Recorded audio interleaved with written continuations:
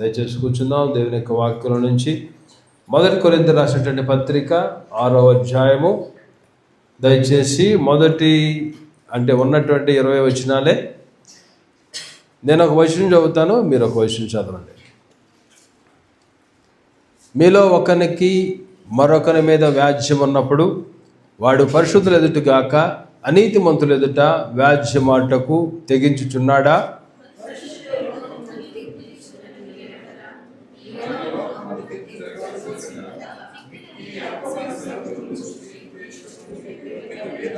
మనము దేవదూతలకు తీర్పు తీర్చుదామని ఎరగరా? ఈ జీవన సంబంధమైన సంగతులను గురించి మరి ముఖ్యముగా తీర్పు తీర్చవచ్చును కదా.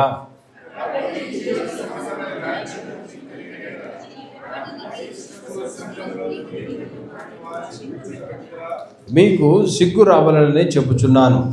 ఏమి? తన సహోదరుల మధ్యను వ్యాజ్యము తీర్చగల బుద్ధిమంతుడు మీలో ఒకడైనను లేడా?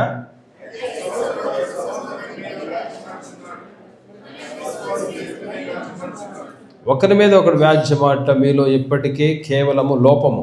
అంతకంటే అన్యాయము సహించుట మేలు కదా. దానికంటే మీ సొత్తుల అపహరింపబడనిచ్చుట మేలు కదా.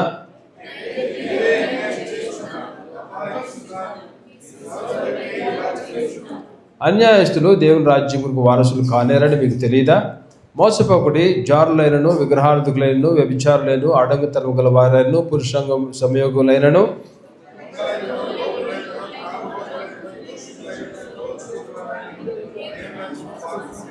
మీలో కొందరు అట్టువారి ఇంటిని కానీ ప్రభువైన యేసుక్రీస్తు నామమునను మన దేవుని ఆత్మ యందు మీరు కడగబడి పరిశుద్ధపరచబడిన వారై నీతిమంతులుగా తీర్చబడుతుంది.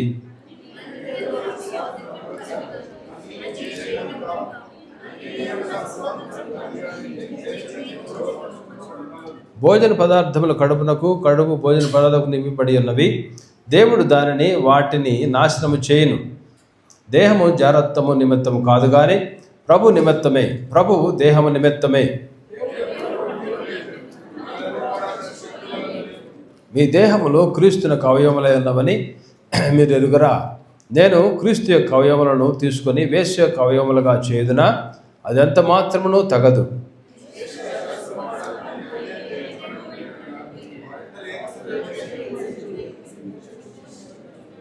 అటువలే ప్రభుతో కలుసుకున్నవాడు ఆయనతో ఏకాత్మ అయి ఉన్నాడు.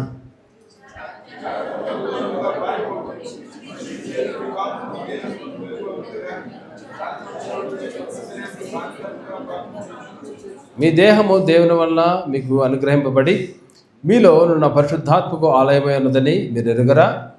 మీరు మీ సొత్తు కారు.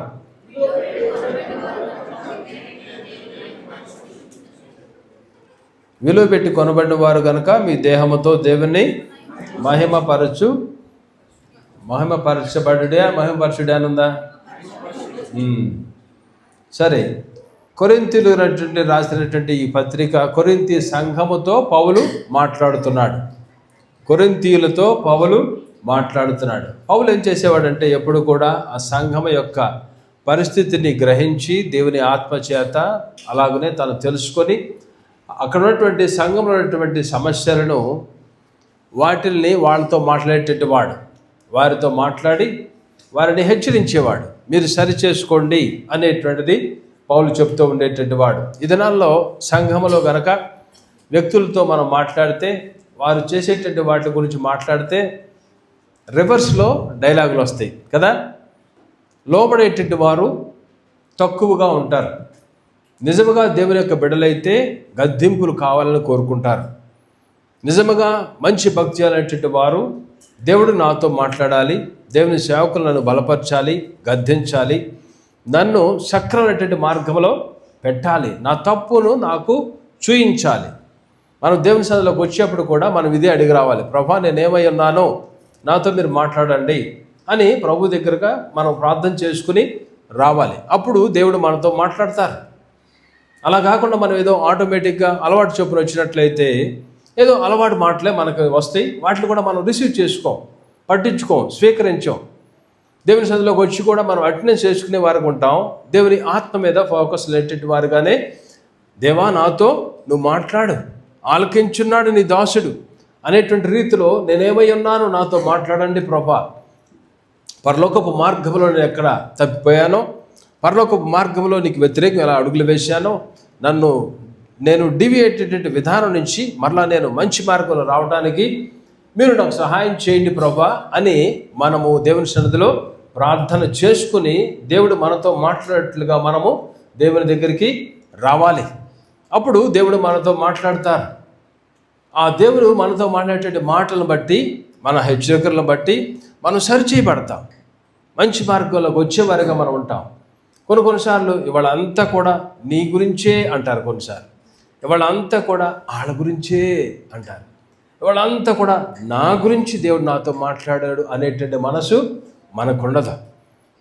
లేదంటే వాళ్ళ నా గురించి మాట్లాడాడు కదా, నా గురించి తెలిసింది, మా ఆయన చెప్పాడో లేకపోతే మా ఆవిడ చెప్పిందో లేకపోతే ఇంకొకటి అనేటువంటిది అనుకుంటాం. ప్రిమేట్ అలా ఎప్పుడు కాదు. ఎస్పెషల్లీ నేను ఒక వ్యక్తుల గురించి మనసులో పెట్టుకుని ఎప్పుడు వాక్య బోధ చేయను. ఆ దినం దేవుడు ఎలా నడిపిస్తాడో అదే నేను నడుస్తా. ఏది దేవుడు నేను వాక్యం చదవాలని డిసైడ్ అయినప్పుడు అనేకమైన ఓల్డ్ టెస్ట్మెంట్లోకి వెళ్ళినప్పుడు కాదు, కొత్త నిబంధనలో దేవుడు ఏం మాట్లాడనేటువంటి రీతిలో నేను వాక్యం ధ్యానం చేయాలన్నప్పుడు దేవుడు నాకు ఈ గ్రహింపించాడు. సంఘముతో పౌలు మాట్లాడుతున్నాడు. ఆ సంఘం పరిస్థితుల్లో పౌలు మాట్లాడుతున్నారు. ఇక్కడ మనం చూసినట్లయితే మీరు 6 వచనాల్లో పౌలు అంటాడు, మీరు ఎరుగరా అంటాడు. చూడండి ఒకసారి మీరు 2వ వచనంలో మీరు చూసినట్లయితే, పరిశుద్ధులు లోకమునకు తీర్పు తీర్చురని మీరు ఎరుగరా. అలాగనే 3వ వచనం చూడండి, మనము దేవదూతలకు తీర్పు తీర్చుదమని ఎరుగరా. 9వ వచనం చూసినట్లయితే, అన్యాయస్తులు దేవుని రాజ్యమును వారసులు కానేరని మీకు తెలియదా. అలాగనే 15వ వచనంలో, మీ దేహములు క్రీస్తునకు అవయవలై ఉన్నవని మీరు ఎరుగరా. అలాగనే 16వ వచనంలో, వేశ్యతో కలుసుకున్నవాడు దానితో ఏకదేహమై ఉన్నాడని.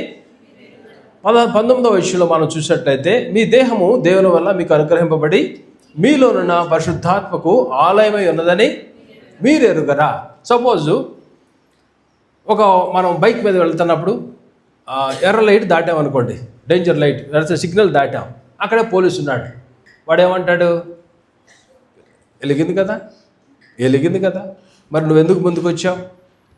రెడ్ లైట్ ఉన్నప్పుడు అక్కడ నేర్చుకోవాల్సినటువంటిది ఏంటంటే, గ్రీన్ లైట్ ఉన్నప్పుడు వెళ్ళాలి, ఎల్లో లైట్ పడినమ్మంటే మనం ఆగిపోవాలి. ఎల్లో లైట్ కదా అని చెప్పి మనం ముందుకు ఇంకా ఉంది కదా రెడ్ లైట్ అనేటువంటి రీతిలో అనుకుంటే ఒప్పులు అడుగు అక్కడ అంటే అడుగుతాడు, నువ్వు రెడ్ లైట్ పడింది కదా, నువ్వు అక్కడే ఉండాలి కదా, అది నీకు తెలుసా? డ్రైవింగ్ ఉందా, నీకు లైసెన్స్ ఉందా? లైసెన్స్ అప్పుడు నువ్వు అన్నీ చెప్పారా? మీరు ఎరుగరా అనేటువంటిది అంటాడు. అక్కడ స్కూల్కి ఒక పుట్టాడు వచ్చాడు కూడా తలదూకోకుండా, టీచర్ ఏమంటుంది, అరే నువ్వు తలదూకు రావాలి కదరా, పాత బట్టలు వేసుకొచ్చాడు, ఏమంటుంది టీచర్ గారు ఏమంటారు, అరే ఉతుకు రావాలి కదా, బట్టలు ఉతుకు రావాలి కదా. అంటే అర్థం ఏంటి అక్కడ?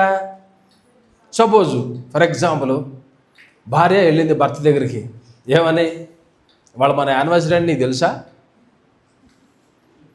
మన యానివర్సరీ అని, మ్యారేజ్ యానివర్సరీ అని నీకు తెలుసా అంటే అక్కడ అర్థం ఏంటి? నీకు తెలుసు, నువ్వు రెడ్ లైట్ ఆగాలని తెలుసు, యానివర్సరీ అని నీకు తెలుసు, కానీ నువ్వు మర్చిపోయాను ఉంటావు, లేకపోతే ఏం చేస్తున్నావు, టైం అయిపోయిందని తొందరగా రెడ్ లైట్ దాచిపోదామని, లేదంటే యానివర్సరీ గురించి మళ్ళీ ఎక్కడ గిఫ్ట్లు అడుగుద్దాం, మళ్ళీ ఇంకోటో ఖర్చు, పాపం ఆయనకుండే బాధలు ఆయనకుంటాయి కదా అందుకని ఆయన అలా అంటం అనేటువంటిది జరగవచ్చు. ఇలాంటివన్నీ కూడా జరుగుతున్నటువంటి సిచ్యువేషన్స్. అంటే తెలుసు, మీరు ఎరగరా అంటే మీకు తెలుసు, లేదంటే దాన్ని మీరు ఓవర్కమ్ చేస్తున్నారు, తెలిసి కూడా తెలియనట్లు అలా మీరు ఫాలో అవ్వకుండా ఉంటున్నారు. సంఘంతో పౌలు చెప్పేటువంటిది అది, మీకు తెలుసు కానీ మీరు దాన్ని ఫాలో అవటం లేదు.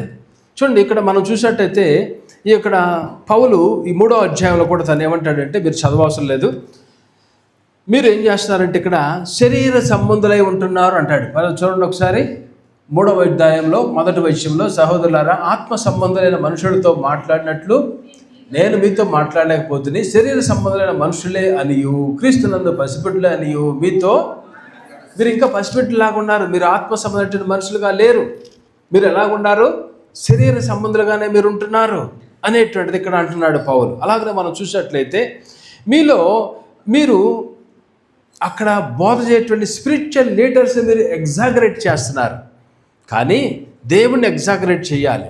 దేవునికి ఇవ్వాల్సిన మహిమను దేవునికి చెందించాలి. కానీ వ్యక్తుల గురించి వ్యక్తుల విషయంలో మీరు వాళ్ళని ఎగ్జాగరేట్ చేస్తున్నారు. ఎప్పుడు కూడా ప్రియమైన వాళ్ళారా, దేవుడిని ఎగ్జాగరేట్ చేయాలి. మనం ఆ దేవుని దాసుల ద్వారా దేవుడు నాతో మాట్లాడాడు అనేటువంటిది రావాలి. ఆ వ్యక్తి ఇంపార్టెంట్ కాదు, వ్యక్తి ద్వారా. అలాగని వ్యక్తి నాతో మాట్లాడేది, వ్యక్తి మాట్లాడుతున్నాడు కదా అనేటువంటి రీతిలో దాన్ని తోసిపుచ్చకూడదు. అర్థమైంది నేను చెప్పింది? పాస్టర్ గారు మాట్లాడుతున్నారు, దేవుని సేవకులు మాట్లాడుతున్నాడు, ఒక ఎవాంజలిస్ట్ మాట్లాడుతున్నాడు, దేవుని యొక్క వాక్యాన్ని ఆయన అందిస్తున్నారు.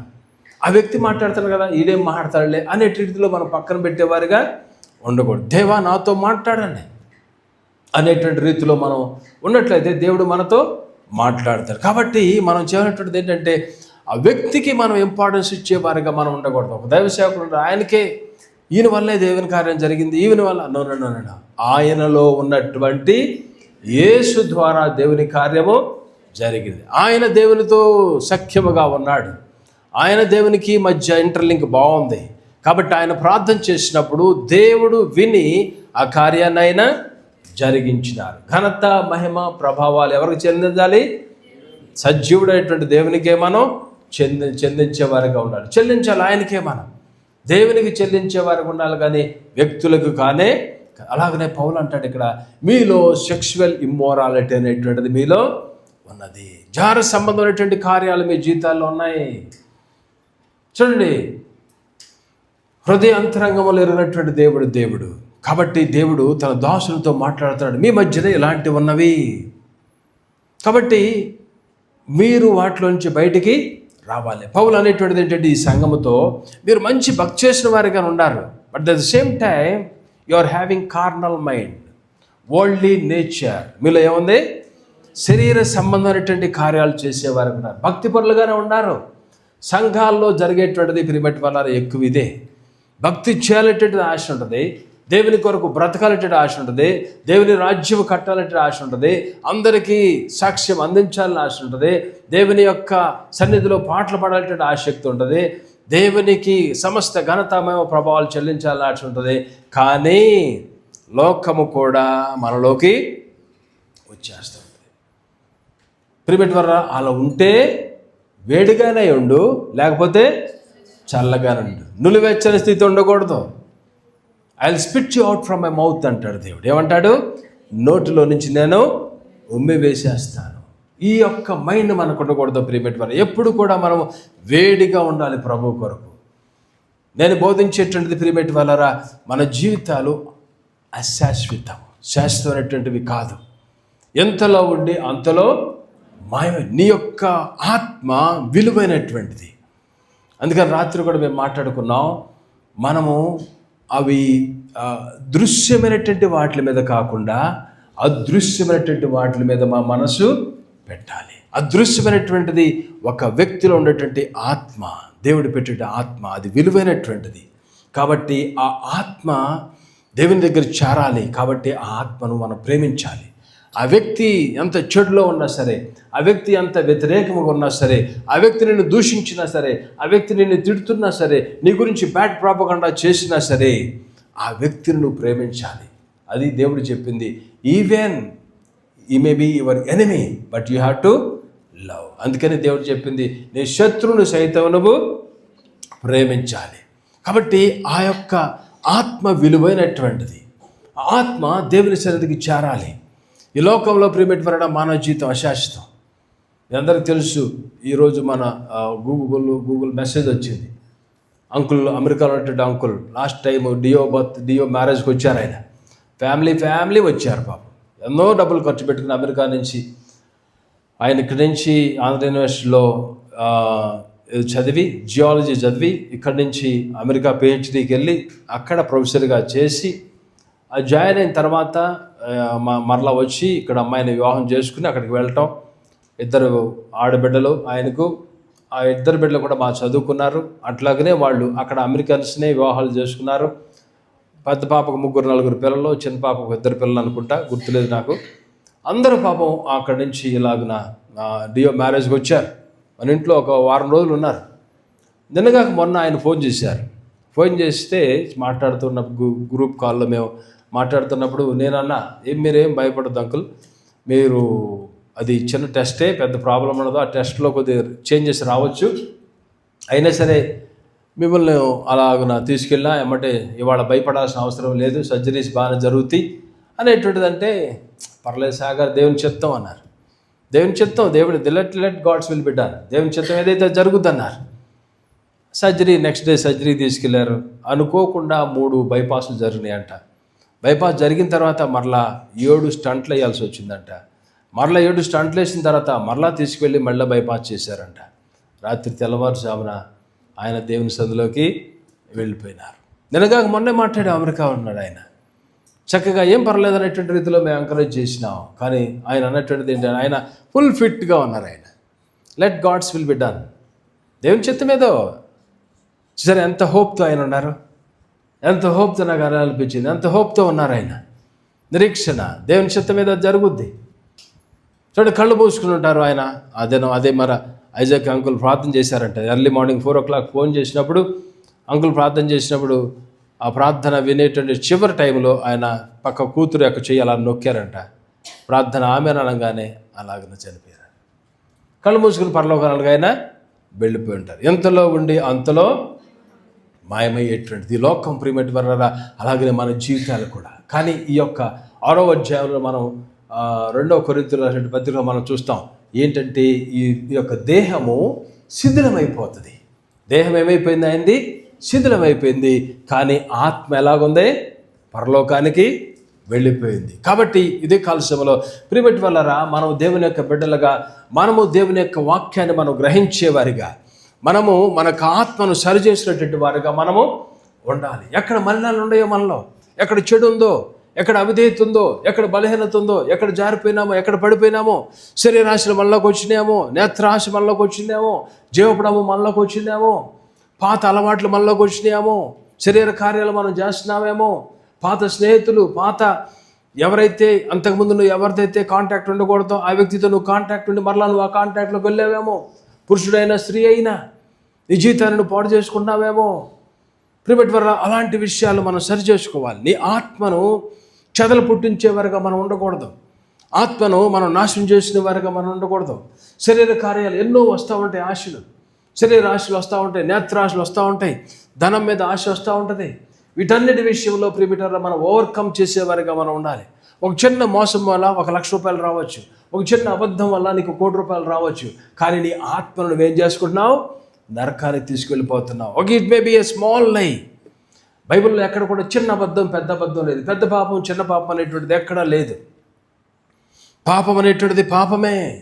అది అబద్ధం అవ్వచ్చు, వ్యభిచారం అవ్వచ్చు, నరహత్య అవ్వచ్చు, ఏదైనా సరే పాపం అనేటువంటిది పాపమే. ఒక్క పాపమే.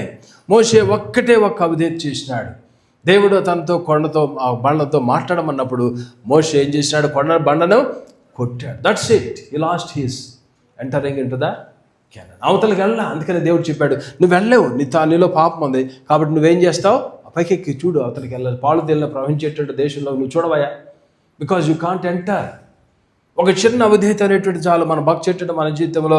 ప్రియమైన వారలారా, మనకు ఆ టైంలో, నీకు ఆ టైం ఉందో లేదో తెలియదు. కొన్నిసార్లు ఈ యాత్ర ముగించేటువంటి టైంలో నీకు ఆ అవకాశం ఉంటుందో లేదో తెలీదు. కొంతమంది హాస్పిటలైజ్ చనిపోతారు, కొంతమంది యాక్సిడెంట్గా చనిపోతారు, ఏం జరుగుతుందో తెలీదు. కాబట్టి దేవుని యొక్క బిడ్డలుగా మనం చేసేటది ఏంటంటే, ఎప్పుడు కూడా సిద్ధపాటు అనేటువంటిది ఉండాలి. సిద్ధపాటు అనేటువంటి కలిగినటువంటి వారుగా ఉండాలి. యవనస్తులు, యవనరాళ్ళు, పెద్దవారు, చిన్నవారు, మారు మనసు పొందేవారుగా మనం ఉండాలి. బాప్తిజం is not an important criteria. ప్రియమైన వాళ్ళారా, బాప్తిజం లేకపోయినా పరలోకానికి వెళ్ళిపోతాం, నో డౌట్ ఎట్ ఆల్. రెండో విధంగా బాప్తిజం తీసుకోవాలా, పైలోకి వెళ్ళలేదా? యేసు వారు ఏమన్నాడు? నేడే నీవు నాతో కూడా సిలువను దించి నువ్వు నేను దిగుతాను, కింద కొందా టప్ ఉందేమో చూద్దారా, నేను ముంచుదా అన్నాడు యేసు వారు? No, not at all. బాప్తిజం అనేటువంటిది ఇస్ సింబాలిక్. అవుట్ సైడ్గా బయట వారికి మనం చెప్పటం, కానీ ఇన్వర్డ్గా ఆత్మ సంబంధమైనటువంటి బాప్తిజం మనకు కావాలి. ఆత్మ సంబంధంగా నువ్వు మారు మనసు పొందాలి. పాతవి గతించి నువ్వు సమస్తమును కొత్త వ్యక్తిగా నువ్వు మారాలి. దేవుని తెలుసుకున్న తర్వాత నీ బూతులు మారిపోవాలి, దేవుడిని తెలుసుకున్న తర్వాత నీ త్రాగుడు నువ్వు మానవేయాలి. దేవుడిని తెలుసుకున్న తర్వాత నువ్వు తెలుసుకున్నావంటే, దేవుళ్ళు జీవిస్తున్నావంటే, నీ పాత ఇల్లీగల్ కనెక్షన్ ఏ అమ్మాయితో అబ్బాయితో ఉందో దాన్ని వదిలిపెట్టేసి నూతన వ్యక్తిగా నువ్వు వచ్చినావుగా ఉండాలి. అది దేవుని యొక్క బిడ్డగా మనం చేయవలసినటువంటిది. పాతవి గతించెను. బాప్తిజం అనేటువంటిది వైట్ అండ్ వైట్ వేసుకుని బయటకు వచ్చినంత మాత్రాన దానివల్ల ఉపయోగం అనేటువంటిది లేదు. చూడండి, మనం వింటున్నాం ఎన్నో సాక్ష్యాలు. బాప్తిజం తీసుకున్నానండి, మరి ఎన్నిసార్లు తప్పు చేసావు? రోజు చేస్తానన్నారండి. చేసేవాళ్ళు చాలామంది ఉంటారు, బాప్తిజాన్ని సీరియస్గా తీసుకోరు. బాప్తిజం ఆల్సో ఇంపార్టెంట్. మారు మనసు పొందాలి, రక్షణ నిశ్చేతులకు రావాలి, బాప్తిజం తీసుకోవాలి, ప్రజల ముందు నువ్వు చెప్పాలి, దేవుని బిడ్డగా నేను బ్రతుకుతాను, బ్రతుకుతే క్రీస్తే చావైతే మేలు. అంతవరకు నిలబడతావా? నిలబడతానండి. క్రీస్తు ప్రభువుని స్వరక్షణ ఎంచుకున్నాను, నువ్వు ఇచ్చినటువంటి సాక్ష్యాన్ని బట్టి నీకు నేను బాప్తిజము ఇస్తున్నాను అంటారు అక్కడ పాస్టర్ గారు. కాబట్టి ఆయన ఇచ్చినటువంటి సాక్ష్యాన్ని బట్టి నువ్వు బయటికి చెప్తున్నావు. కాబట్టి ప్రియమైన వాళ్ళ దేవుని బిడ్డలు ఏంటంటే, మనము అంతరంగంలో మనము బాప్తిజము, అంతరంగంలో ఆత్మ సంబంధముగా మన జీవితంలో మార్పు కలిగినటువంటి వారుగా మనము ఉండాలి. పద్దాగా పడిపోయి లేచేటువంటి వారుగా ఉండకూడదు. లోకంలో బ్రతుకుతున్నాం, అనేకమైన శోధనలు వస్తాయి, టెంప్టేషన్స్ వస్తూ ఉంటాయి, నేత్రాశ వస్తూ ఉంటుంది. ఏదైతే వదిలేద్దాం అనుకున్నా వాళ్ళే మళ్ళీ ఫోన్ చేస్తారు. ఆ చూపులో నువ్వు పడిపోతూ ఉంటావు, ఆశల్లో నువ్వు కోరికలు వస్తూ ఉంటాయి. But you have to overcome it. యేసుప్రభువు వారు లోకాన్ని జయించినారు, ఈ లోకంలోనే బ్రతికినారు యేసుప్రభువు వారు. కానీ ఆయనలో ఏ పాపము లేదు, ఏ దోషము కూడా లేదు. దేవుని బిడ్డలుగా ప్రిమిట్ వల్ల చర్చి అటెండెన్స్ చేసుకున్నంత మాత్రాన ఇంపార్టెంట్ కాదు. పెద్ద చర్చికి వెళ్తున్నానండి, ఇంపార్టెంట్ కానే కాదు. బాప్తిజం తీసుకున్నానండి ఎప్పుడో, ఇంపార్టెంట్ కానట్టు కాదు. Are you reborn? నువ్వు మరలా మారు మనసు పొందినా, మరలా పుట్టావా? అది కావాల్సినటువంటిది. బాప్తిజం అనేటువంటిది కాదు ప్రిమిట్ వల్ల. మనము మరలా బోర్న్ అయ్యేటట్టు వారిగా మనము ఉండాలి. మారు మనసు అనేటువంటిది అదే. మారు మనసు అంటే అది. పాతవి గతించును సమస్తమును నూతన వ్యక్తిగా అవుతావు. నువ్వు వెళ్తున్నావు, సినిమాలకు వెళ్ళే వరకు ఇప్పుడు నువ్వు సినిమా పోస్టర్ చూస్తేనే వదిలేస్తావు. అమ్మాయికి ఫోన్ చేస్తుంది, నీకు పాత కనెక్షన్ ఉండేటువంటి అమ్మాయి, ఇప్పుడు ఏం చేస్తావు? నేను కాదు, నువ్వేబీ you may be she but I'm not he. నువ్వు ఆమె అవ్వచ్చు, కానీ నేను మాత్రం అతనిని. మరొక అగర్ష్టిగా నువ్వు తయారైపోతావు, దేవుని బిడ్డగా నువ్వు మారిపోతావు. కాబట్టి ప్రిమిట్ వల్ల ఇదే కాలశంలో దేవుని బిడ్డలేటువంటి మీరు అందరూ కూడా మీ యొక్క సిచ్యువేషన్ ఎలాగుందో అనేటువంటిది మీరు ఒకసారి గ్రహించండి. ఆత్మలో జారిపోయినారా, పడిపోయినారా, వెనక్కి తిరిగిపోయినారా, బ్యాక్ సైడ్ అయిపోయినారా? ప్రార్థనా జీవితం ఉంటుందా? వాక్య ధ్యానం అనేటువంటిది ఉంటుందా? మీకు ఏ తప్పు చేయకూడదు ఆ తప్పు మరలా చేస్తున్నారా? ఒకవేళ చేస్తున్నట్లయితే get connected with God, reconnect with God. దేవునితో మరలా కాంటాక్ట్ అవ్వండి. అందరు ఫెయిల్యూర్సే. బైబిల్లో కూడా మనం చూస్తాం, అందరూ చాలామంది ఫెయిల్యూర్సే. బట్ దేవుడు వారిని ఉపయోగించుకున్నాడు, దేవుడు వారిని వాడుకున్నాడు. దేవుని యొక్క ఆశ్చర్య కార్యాలు జరిగినాయి. అబ్రహాం ఉన్నాడు ఫెయిల్యూర్, యాకోబు ఉన్నాడు ఫెయిల్యూర్, పౌలు ఉన్నాడు ఫెయిల్యూర్, సంఘాన్ని హింసించేటటువంటి వాడుగా ఉన్నాడు పౌలు. కానీ తను ఏమైపోయాడు చివరికి? దేవుడు బ్రతుకుట క్రీస్తే చావైతే మేలు. ఆ రీతిగా తయారైనటువంటి వాడుకున్నాడు. కాబట్టి మనందరం ఫెయిల్యూర్స్ క్యాండిడేటమే. తప్పలేదా మీరు ఇంజనీరింగ్లో? ఒక సబ్జెక్ట్ కూడా తప్పలేదా? నేను తప్పా. ఎగ్జామ్సే అటెండ్ అవ్వాలి నేను. ఎగ్జామ్సే తప్పాను, ఎగ్జామ్స్లో తప్పాను, ఆత్మ సంబంధంగా కూడా తప్పా. తప్పని వాళ్ళు ఎవ్వరూ లేరు. నేను చాలా పర్ఫెక్ట్ అనేటువంటి వాడు నోబడీ ఇస్ దేర్. ఆశలలో కోల్పోయినాను, చూపుల్లో కోల్పోయినాను, మనసులో కోల్పోయినాను, అనేకటువంటి తప్పులు చేశా, మోసాలు చేశా, బూతులు వాడేవాడిని, తిట్టేవాడిని, కొట్టేవాడిని, అనేకటువంటి కార్యాలు చేసేవాడిని. సాఫ్ట్గా కనపడ్డానే అనుకోవచ్చు మీరు. నేను ఇప్పుడు ఆ సాఫ్ట్నెస్ ఆయన ఇచ్చాడు. అంతమంది కోపం వస్తే కత్తులతో పట్టుకుని మా సెంటర్లో నుంచునే వాళ్ళం మేము. యాక్టివ్గా ఏమైనా కొడతానికి, ఇంకో బ్యాచ్ని కొడతానికి, ఒక గ్యాంగ్ని ఇంకో గ్యాంగ్ని కొడతానికి, ఒక గ్రూప్ లీడర్స్గా మేము యాక్టివ్గా ఉండేవాళ్ళం. కానీ దేవుడు నా జీవితాన్ని మార్చినాడు, నా స్వభావాన్ని మార్చినాడు. పిచ్చి బూతులు తిట్టేవాడు. నేను నోరు కుళ్ళిపోయింది అనేవాడు నా ఫ్రెండ్ ఒకటైతే. కుళ్ళిపోయింది అనేవాడు. పిచ్చి బూతులు అంటే బూతులు. ఆడిని పిచ్చికి తిట్టేవాడు నిలబెట్టి, అంతే. కదలిచ్చేవాడు కదా ఆడిని. ఆడు ఇప్పుడు అమెరికా వెళ్ళిపోయాడు. మన డియో పెళ్ళి కూడా వచ్చాడు. ఇది వాడాడు, ఏంటిది, మౌత్ ఆర్గాన్ ప్లే చేశాడు మన డియో పెళ్ళి. రాజమండ్రి వాడు జేమ్స్ వాటర్ నాకు అమెరికాలో ఐటీ కంపెనీ ఏదో పెట్టాడు. ఈ మధ్యన ఆడికి ఏమైందో మళ్ళీ ఐటీ కంపెనీ పెట్టి బాగున్నాడు, సినిమాలు తెస్తున్నాడు ఆడు మళ్ళీ. అదేంటో చెప్పలా, అర్థం కాలాడు. ఎనీవే అలాంటి వ్యక్తిగా ఉన్నటువంటి నా జీవితాన్ని దేవుడు మార్చాడు, నీ జీవితాన్ని దేవుడు మార్చాడు. మరలా నువ్వు బ్యాక్ స్లైడ్ అవ్వద్దు, వెనక్కి తిరగొద్దు. నీ జీవితంలో యువత కాలంలో దేవుడు మాట్లాడుతుంటే నువ్వు బ్యాక్ స్లైడ్ అయ్యావేమో, ఏ విషయంలో జారిపోయావో నాకు తెలియదు అంటున్నాడు. దేవుడికి తెలుసు. నువ్వు జారిపోయినటువంటి సిచ్యువేషన్ నుంచి బయటికి రావాలి, మరలా రివైవ్ అవ్వాలి, ప్రార్థనాత్మక కావాలి, వాక్య ధ్యానం కావాలి, దేవునితో రీకనెక్ట్ అవ్వు. మరొక యోసేపు వలె నిన్ను వాడుకుంటాడు, మరొక యాకోబు వలె నిన్ను బలపరుస్తాడు. ఫెయిల్యూర్సే అంతా కూడా ఫెయిల్యూర్సే. ప్రిమేట్ వల్ల ఎవరు పర్ఫెక్ట్ అనేటువంటిది కాదు, యేసు ప్రభు ఒక్కరే పర్ఫెక్ట్. కాబట్టి ఆ సంఘముతో దేవుడు మాట్లాడినట్లు యువతి కాలశంలో దేవుడు కూడా మనతో మాట్లాడుతున్నాడు. మనం ఫెయిల్యూర్స్ క్యాండిడేట్ వల్లే మనం అలాగనే కంటిన్యూ అయ్యేటువంటి వారుగా మనము ఉండకూడదు. మనం దేవుని యొక్క బిడ్డలుగా మనం రివైవ్ అవ్వాలి. మన సంఘంలో ప్రిమేట్ వల్ల మీరు అందరూ కూడా ప్రార్థన చేయండి, నన్ను 1000 మందిగా చేయండి ప్రభా అని ప్రార్థన చేయండి. దేవుడు మిమ్మల్ని 1000 మందిగా చేస్తాడు. హీ విల్ మేక్ యూ పెంట కుప్పలమైనటువంటి వారిని ఏం చేస్తాడు దేవుడు? లేవనెత్తేటటువంటి వాడు. బలహీనుడండి, నా వల్ల కాదండి. చూడండి, మన రాంబాబు చెప్పాడు, అయిపోయింది నా పని, అయిపోయింది, బలహీనుడు అయిపోయాను అనుకున్నాడు, నేను చచ్చిపోయాను అనుకున్నాడు, బలహీన నేను నాకు ఓపిక లేదండి అనుకున్నాడు. దేవుడు తన ఆత్మతో తను మరలా రివైవ్ చేశాడు. బలహీనటువంటి వారిని దేవుడు ఏం చేస్తాడు? బలాఢ్యులుగా చేస్తాడు. ఎన్నికలేటువంటి వారిని దేవుడు ఏం చేస్తాడు? బలమైనటువంటి జనాంగంగా చేస్తాడు. యాకోబు ఎన్నికలేటువంటి వాడుకున్నాడు, బలమైనటువంటి జనాంగంగా దేవుడు చేసినాడు. దేవుడు చేసేటటువంటి వాడు. నీలో కావాలటువంటిది ఏంటంటే నీ భక్తిని మరలా దేవునితో రీకనెక్ట్ అవ్వు, ప్రార్థన చెయ్యి, పాపాలు ఒప్పుకో, దేవుని బిడ్డగా నువ్వు అడుగులు వేయాలి ప్రభా అనేటువంటి రీతిలో మరలా ప్రార్థన చెయ్యి. దేవుడు నిన్ను రివైవ్ చేస్తాడు. ఎవరిని తీసివేసేటువంటి దేవుడు కాదు. ప్రతి ఒక్కరి గురించి ఆయన తన రక్తాన్ని చిందించి శిలువలో తన ప్రాణాన్ని పెట్టాడు. యేసు ప్రభువారు నీ నిమిత్తము నా నిమిత్తము దేవుడు తన ప్రాణాన్ని పెట్టాడు. నిన్ను రివైవ్ చేస్తాడు. దేవుడు నిన్ను లేవనెత్తాడు. దేవుడు నన్ను కూడా వాడుకోండి, మరొక యాకోబు వలె, మరొక ఎస్తేరు వలె నన్ను బలపరచండి అని నువ్వు ప్రార్థన చేసినట్లయితే దేవుడు నీతో మాట్లాడేటువంటి రీతిలో నీ పాపములను జ్ఞాపకం చేస్తున్నప్పుడు వాటి విషయంలో దేవుని దగ్గరికి వెళ్ళి, yes Lord, I have sinned against you. నీకు వ్యతిరేకముగా నేను పాపము చేశాను ప్రభా, నీకు వ్యతిరేకముగా నేను జీవించాను ప్రభా, నీకు వ్యతిరేకముగా నేను పాపం చేశాను అన్నాడు కదా భక్తుడు. ఏమన్నాడు? నేను పాపము చేశాను, నేనే పాపం చేసింది. దావీదు అన్నాడు. ఏమన్నాడు దావీదు? ఆ నాతాను అడిగాడు, నువ్వే కదా నాతాను చెప్పాడు, నేను ఆ మనుషులను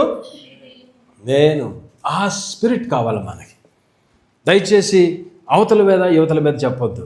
నేను పాపము చేశాను, నేను తప్పు చేశాను అనేటువంటిది నువ్వు అన్నట్లయితే దేవుడు నిన్ను వాడుకుంటాడు, దేవుడు నిన్ను బలపరుస్తాడు. దావీదు ఉన్నాడు, ఫెయిల్యూర్ క్యాండిడేట్, పడిపోయినట్టు వాడుకున్నాడు, శరీర రాశుల్లో పడిపోయినాడు, కానీ ప్రార్థన చేసినాడు. ఏమన్నాడు? నేను పాపము చేశాను. తన పరుపు తన కన్నిటిలో తేలి ఆడునట్లుగా అలాగున ప్రార్థన చేశాడు. అంత దుఃఖపడినాడు. దేవుడు తన మరలా రివైవ్ చేసినాడు. శాంసన్ ఉన్నాడు, పాపంలో పడిపోయినాడు, జారిపోయినాడు.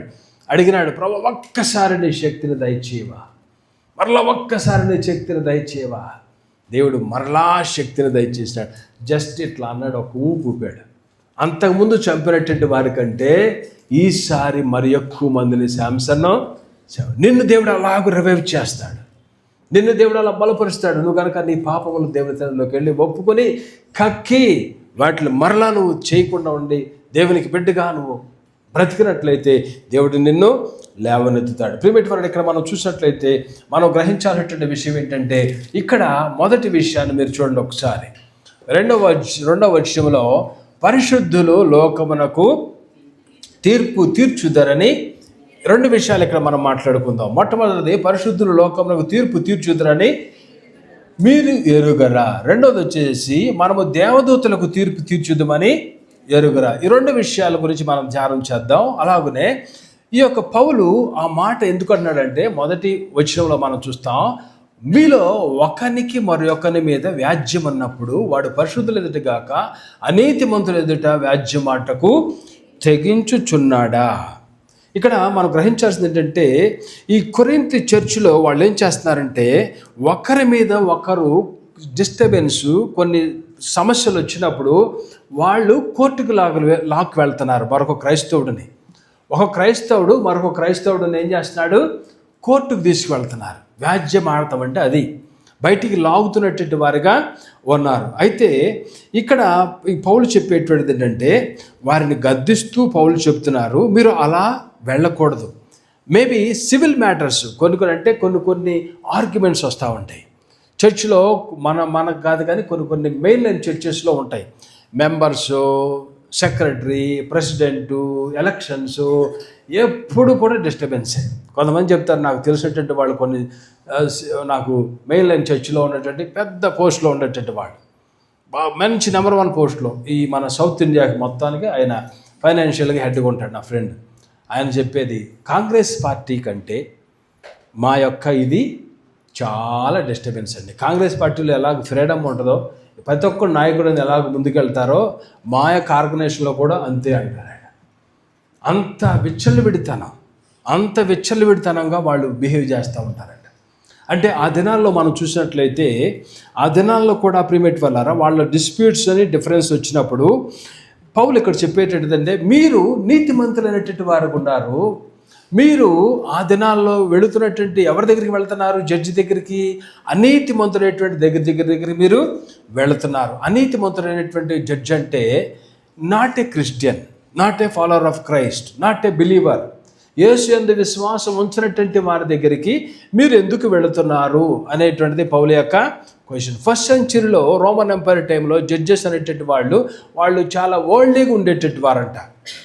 కాబట్టి మీరు బిలీవర్స్ అయి ఉండి ఆ ఓల్డ్లీ జడ్జెస్ దగ్గరికి మీరు ఎందుకు వెళుతున్నారు?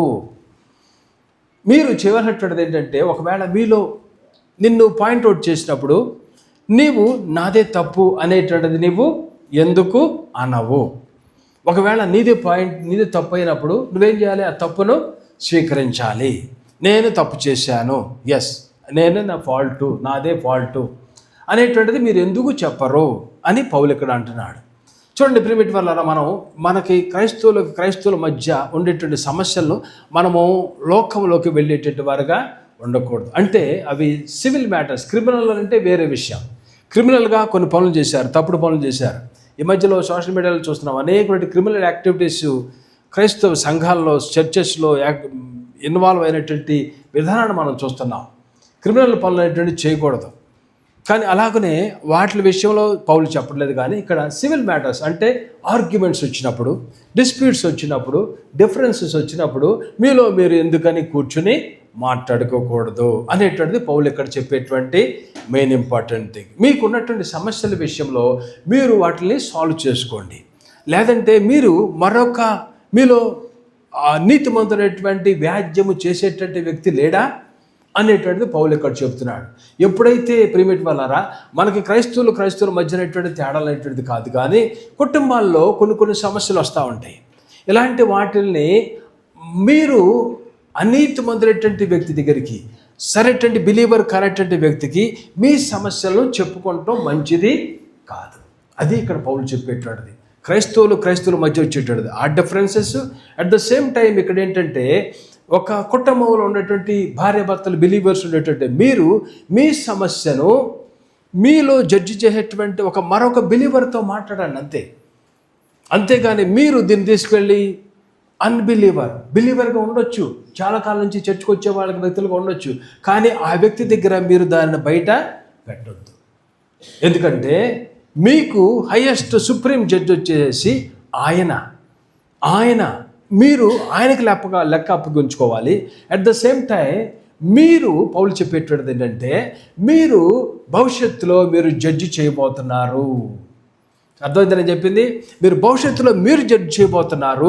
మీరు జడ్జిమెంట్ దగ్గరికి, అన్బిలీవర్ దగ్గరికి మీరు వెళ్ళొద్దు అనేటువంటిది ఇక్కడ పౌలు చెబుతున్నాడు. మీరు జడ్జి చేయబోతున్నారు ఇన్ ఫ్యూచర్.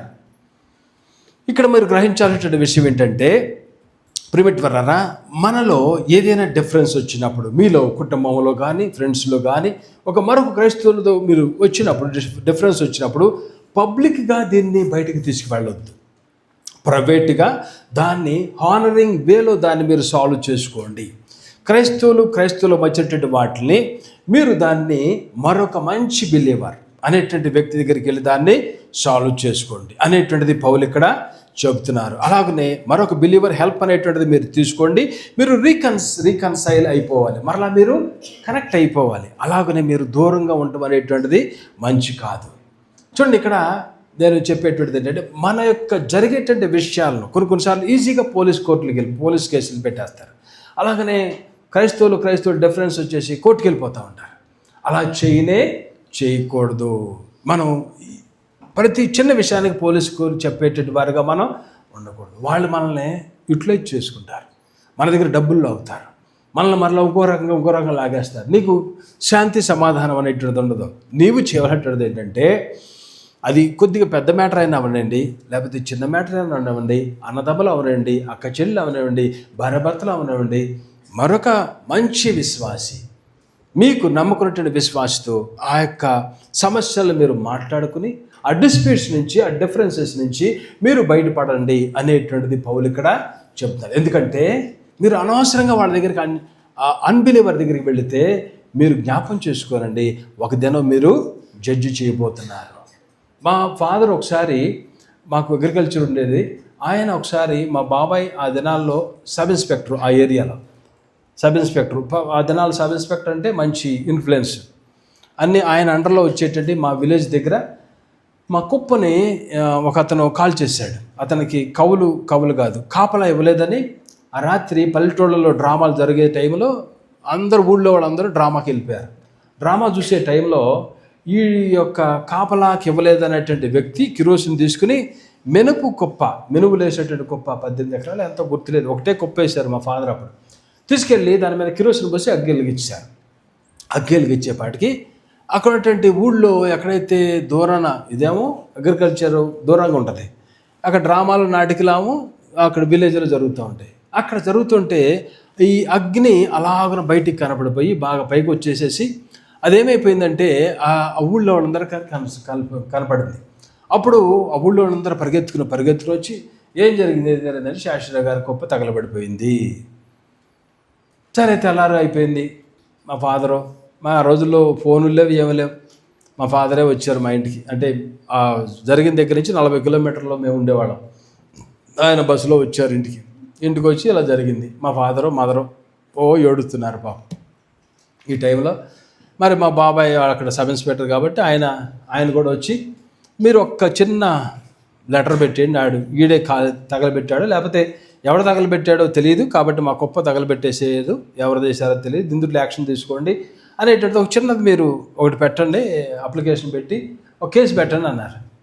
అప్పుడు మా ఫాదరు ఎంతోమంది చెప్పారు, మా తాతగారు చెప్పారు, బంధువులు ఉండేటువంటి వాళ్ళందరూ చెప్పారు, కానీ ఆయన మాత్రం చెప్పింది ఏంటంటే, లేదు let God take action.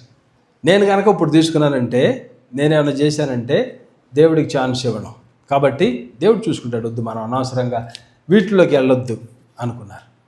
Primitive వాళ్ళ మీద, ఆ కుటుంబం మీద ఎవరైతే ఆ యొక్క పని చేశారో ఆ యొక్క భార్యనే వచ్చి మా మదర్తో చెప్పింది, ఆ దినం అమ్మ మీరు పని ఇవ్వలేదని మా ఆయన పని చేశాడు, ఆ శాపము మా బిడ్డల మీదకి వచ్చింది, మా బిడ్డల్లో డెత్స్ అనేటువంటిది వచ్చేసినాయి, మా కుటుంబం నాశనం అయిపోయింది అనేటువంటిది. అంటే ఆ శాపం రావాలని, ఆ మరణం రావాలని మనం కోరుకోవట్లేదు, కానీ మనము మనంతటికి మనం ఇలాంటి చేసుకునేటువంటి వారుగా ఉండకూడదు. ఒక మంచి బిజినెస్ మ్యాన్ అంట, ఆ బిజినెస్ మ్యాన్ దగ్గర పనిచేసేటువంటి ఒక వ్యక్తి, తన కంపెనీలో పనిచేసేటువంటి వ్యక్తి, అతనికి ఫైనాన్స్ వ్యవహారం అతనికి అప్పచెప్తే, అతను ఆ కంపెనీలో దరిదాపు 2.5 కోట్లు మోసం చేశాడంట. తర్వాత కంపెనీ వారికి తెలిసింది ఈ విషయం. తెలిసిన తర్వాత కంపెనీ ఓనరు ఈజ్ ఏ మంచి క్రైస్తవుడు. అప్పుడు ఆ కంపెనీ ఓనరు అన్నీ తెలిసిన తర్వాత, అన్ని క్లూస్ అన్నీ దగ్గర పెట్టుకున్న తర్వాత, ఆ రోజు ఆ కంపెనీ ఓనర్ చేసింది ఏంటంటే, ఆయన చర్చికి వెళ్ళేటువంటి పాస్టర్ గారి దగ్గరికి వెళ్ళి, సార్ నా కంపెనీలో జరిగింది, కానీ ఆ వ్యక్తిని నేను క్షమించి వేస్తున్నాను, ఆ వ్యక్తిని నేను మీద ఏం యాక్షనో తీసుకోవట్లేదు, ఎందుకు ఇలా చేస్తున్నావు అంటే, ఆయన అన్నటువంటి మాట ఏంటంటే, 2000 సంవత్సరాల క్రితం యేసుప్రభువు వారు వచ్చారు ఈ లోకంలో, ఆయన నా నిమిత్తము నేను చేసేటువంటి పాపములను ఆయన భరించినారు కదా కలవరి శిలువలో, నా పాపములు ఆయన క్షమించినప్పుడు నా కంపెనీలో వ్యక్తి చేసేటువంటి పాపములు విషయములు నేను క్షమించకపోతే నా పాపములు క్షమించబడవు కదా. తర్వాత మరలా ఆయన 2వ పాయింట్ చెప్పింది ఏంటంటే, ఆ కుటుంబం ఈ యొక్క వ్యక్తి మీద నేను పెట్టినట్లయితే, లాగినట్లయితే, కేసు పెట్టి కోర్టుకి అట్లా లాగినట్లయితే కుటుంబము వాళ్ళు తండ్రులేటటువంటి బిడ్డలుగా అయిపోతారు. వారిని పోషించడానికి ఎవరు కూడా ఉండరు. భార్య పాడైపోతుంది, బిడ్డలు పాడైపోతారు. వారు చాలా ఇబ్బందులు ఫేస్ అయ్యేటువంటి వారుగా. నిజంగా చూడండి, ఒక మంచి క్రైస్తవుడు చేయవలసినటువంటి పని అలాంటి పని చేయాలి. ఒక మంచి క్రైస్తవుడు విలువలు కలిగినటువంటి వాడు చేయవలసినటువంటిది, తప్పు చేశాడు, క్షమించండి, దేవుడు నన్ను క్షమించాడు కదా, అది మనకు కావాల్సినటువంటిది. ప్రియమైన వాళ్ళారా, ఇక్కడ మనం గ్రహించాల్సినటువంటి విషయం ఏంటంటే, దేవుడు ఇక్కడ మనతో పౌలు చెప్పేటువంటిది ఏంటంటే, మీరు లోకానికి ఏమన్నాడు, తీర్పు తీర్చుదురని మీరు ఎరగరా. ఇక్కడ తను చెప్పేటువంటి మాట మీరు కరెక్ట్గా చదివినట్లయితే, మీలో ఒకరికి మరొకరి మీద వ్యాజ్యం అన్నప్పుడు వాడు పరిశుద్ధుల ఎదుట ఏమన్నాడు, పరిశుద్ధులు. అలాగే 2వ వచనంలో పరిశుద్ధులు లోకమునకు, పరిశుద్ధులు అంటే ఎవరు, ఇంగ్లీష్ బైబిల్ సెయింట్స్ అనేటువంటి చూస్తాం. ఎవరైతే రక్షణ పొందినారో, ఎవరైతే యేసుని వెంబడిస్తున్నారో, ఎవరైతే పరిశుద్ధులుగా జీవిస్తున్నారో, మనందరము కూడా సెయింట్స్, పరిశుద్ధులము. సో పరిశుద్ధులైనటువంటి మనము ఈ లోకానికి మనం ఏం చేస్తాం, తీర్పు తీర్చేటట్టు వారిగా మనము ఉంటాం. ఒకసారి మీరు రెవల్యూషన్ చూడండి, ఒకసారి ప్రకటన గ్రంథము 5వ అధ్యాయంలో 9, 10 వచనాలు చదవండి. ప్రకటన గ్రంథము 5వ అధ్యాయము తీయండి ఒకసారి, ఒక్క నిమిషం 5వ అధ్యాయము 9, 10 వచనాలు చదవండమ్మా. ఆ పెద్దలు నీవు ఈ గ్రంథమును తీసుకొని దాని ముద్రలు విప్పుటకు యోగ్యుడవు, వధింపబడిన వాడవై నీ రక్తమిచ్చి ప్రతి వంశములోను ఆయా భాషలు మాట్లాడే వారిలోను ప్రజలోను జనములోను దేవుని కొరకు మనుషులను కొని మా దేవునికి వారిని ఒక రాజ్యముగాను యాజకులుగాను చేసేటివి కనుక భూలోకమందు ఏలుదురని క్రొత్త పాట పాడుదురు. ప్రియమైన కొత్త పాట పాడతారంట. ఇక్కడ మనం చూడాల్సినటువంటిది ఏంటంటే, ఇది ఎప్పుడు జరుగుతుంది, ఇది మనం ఎప్పుడు ఏలుతాం. లోకంలో ఉన్నటువంటి ప్రతి క్రైస్తవుడు, ప్రతి పరిశుద్ధుడు, ర్యాప్చర్ టైంలో ఎత్తబడినటువంటి ప్రతి క్రైస్తవుడు భవిష్యత్తులో వాళ్ళు రూల్ చేయబోతున్నారు. చూడండి, మీరు గమనించాల్సినటువంటిది ఏంటంటే, మీరు ఒకసారి మొదటి దశలో రాసేటువంటి పత్రిక చూడండి. ఒకసారి మొదటి దశలో రాసేటువంటి పత్రిక 4వ అధ్యాయము 16, 17 వచనాలు. 16వ వచనం దగ్గర నుంచి చదవండి ఒకసారి. ఆర్భాటముతోనూ ప్రధాన దూత శబ్దముతోనూ దేవుని బోరతోనూ పరలోకము నుండి ప్రభు దిగి వచ్చును. క్రీస్తునందు మృతులైన వారు మొదట లేతురు. ఆ మీదట సజ్జులమే నిలిచియుండు మనము వారితో కూడా ఏకముగా ప్రభుని ఎదుర్కొంటకు ఆకాశ మండలమునకు మేఘముల మీద కొనిపోబడదుము. కాగా సదాకాలము ప్రభువుతో కూడా ముందుము. చూడండి, సదాకాలము ప్రభువుతో కూడా ఉంటాం. ఇక్కడ మీరు గ్రహించాల్సింది ఏంటంటే, ఎప్పుడు ఇది జరుగుతుంది, ఎప్పుడు మనం వెళ్తాం, ఈ లోకాన్ని వెళ్తాం మనం. ఇప్పుడు మనము ఇంకో గవర్నమెంట్ ద్వారా వెళ్తున్నాం, ఏలబడి చేయించుకుంటున్నాం. మనకి ప్రైమ్ మినిస్టర్ ఒక ఆయన ఉన్నారు, మనకి ప్రెసిడెంట్ ఒక ఆయన ఉన్నారు, రిమైనింగ్ మంత్రులు ఉన్నారు. అలాగనే మన స్టేట్కి సంబంధించినటువంటి అనేక మంది సీఎంలు, అలాగనే అనేక మంది డిప్యూటీ సీఎం కానీ, లేదంటే అనేక రకాలైనటువంటి మినిస్టర్స్ ఇదేనో వాళ్ళు ఉన్నారు. అలాగనే అధికారులు ఉన్నారు, పోలీస్ ఆఫీసర్స్, ఐఏఎస్ ఆఫీసర్స్, అనేక మంది మనల్ని రూల్ చేస్తున్నటువంటి వారుగా ఉన్నారు. ఇది మన గవర్నమెంట్, వాళ్ళ ద్వారా మనం నడిపించబడుతున్నాం. భవిష్యత్తులో ప్రతి క్రైస్తవుడు కూడా ఈ లోకాన్ని ఏలుబడి చేయబోతున్నారు. క్రీస్తుతో కూడా వాళ్ళు ఈ లోకాన్ని వాళ్ళు రూల్ చేయబోతున్నారు. ఎప్పుడంటే ప్రియమైన వాళ్ళ ర్యాప్చర్ జరిగిన తర్వాత, మనందరికీ తెలుసు ర్యాప్చర్ అనేటువంటిది, ఆ ఈవెంట్స్ అనేటువంటిది మనకు అప్పుడు మనం డయాగ్రామ్లో నేను చూపించినాను. ఈ యొక్క 4వ అధ్యాయంలో మనం చూస్తాం, ఎప్పుడైతే కడబోర శబ్దం అనేటువంటిది అక్కడ మోగుతుందో, యేసు ప్రభువారు మధ్యాకాశానికి వస్తారు. వచ్చినప్పుడు ఇక్కడ ఉన్నటువంటి సెయింట్స్ అందరూ కూడా, పరిశుద్ధులందరూ కూడా, అంటే క్రీస్తులు ఎవరైతే చనిపోయినటువంటి వారిగా సమాధిలో ఉండేటటువంటి వారుగా ఉంటారో, అంటే వారి దేహాలు అక్కడ ఉన్నాయి, అయితే వారి ఆత్మ ప్రభు దగ్గరికి వెళ్ళింది.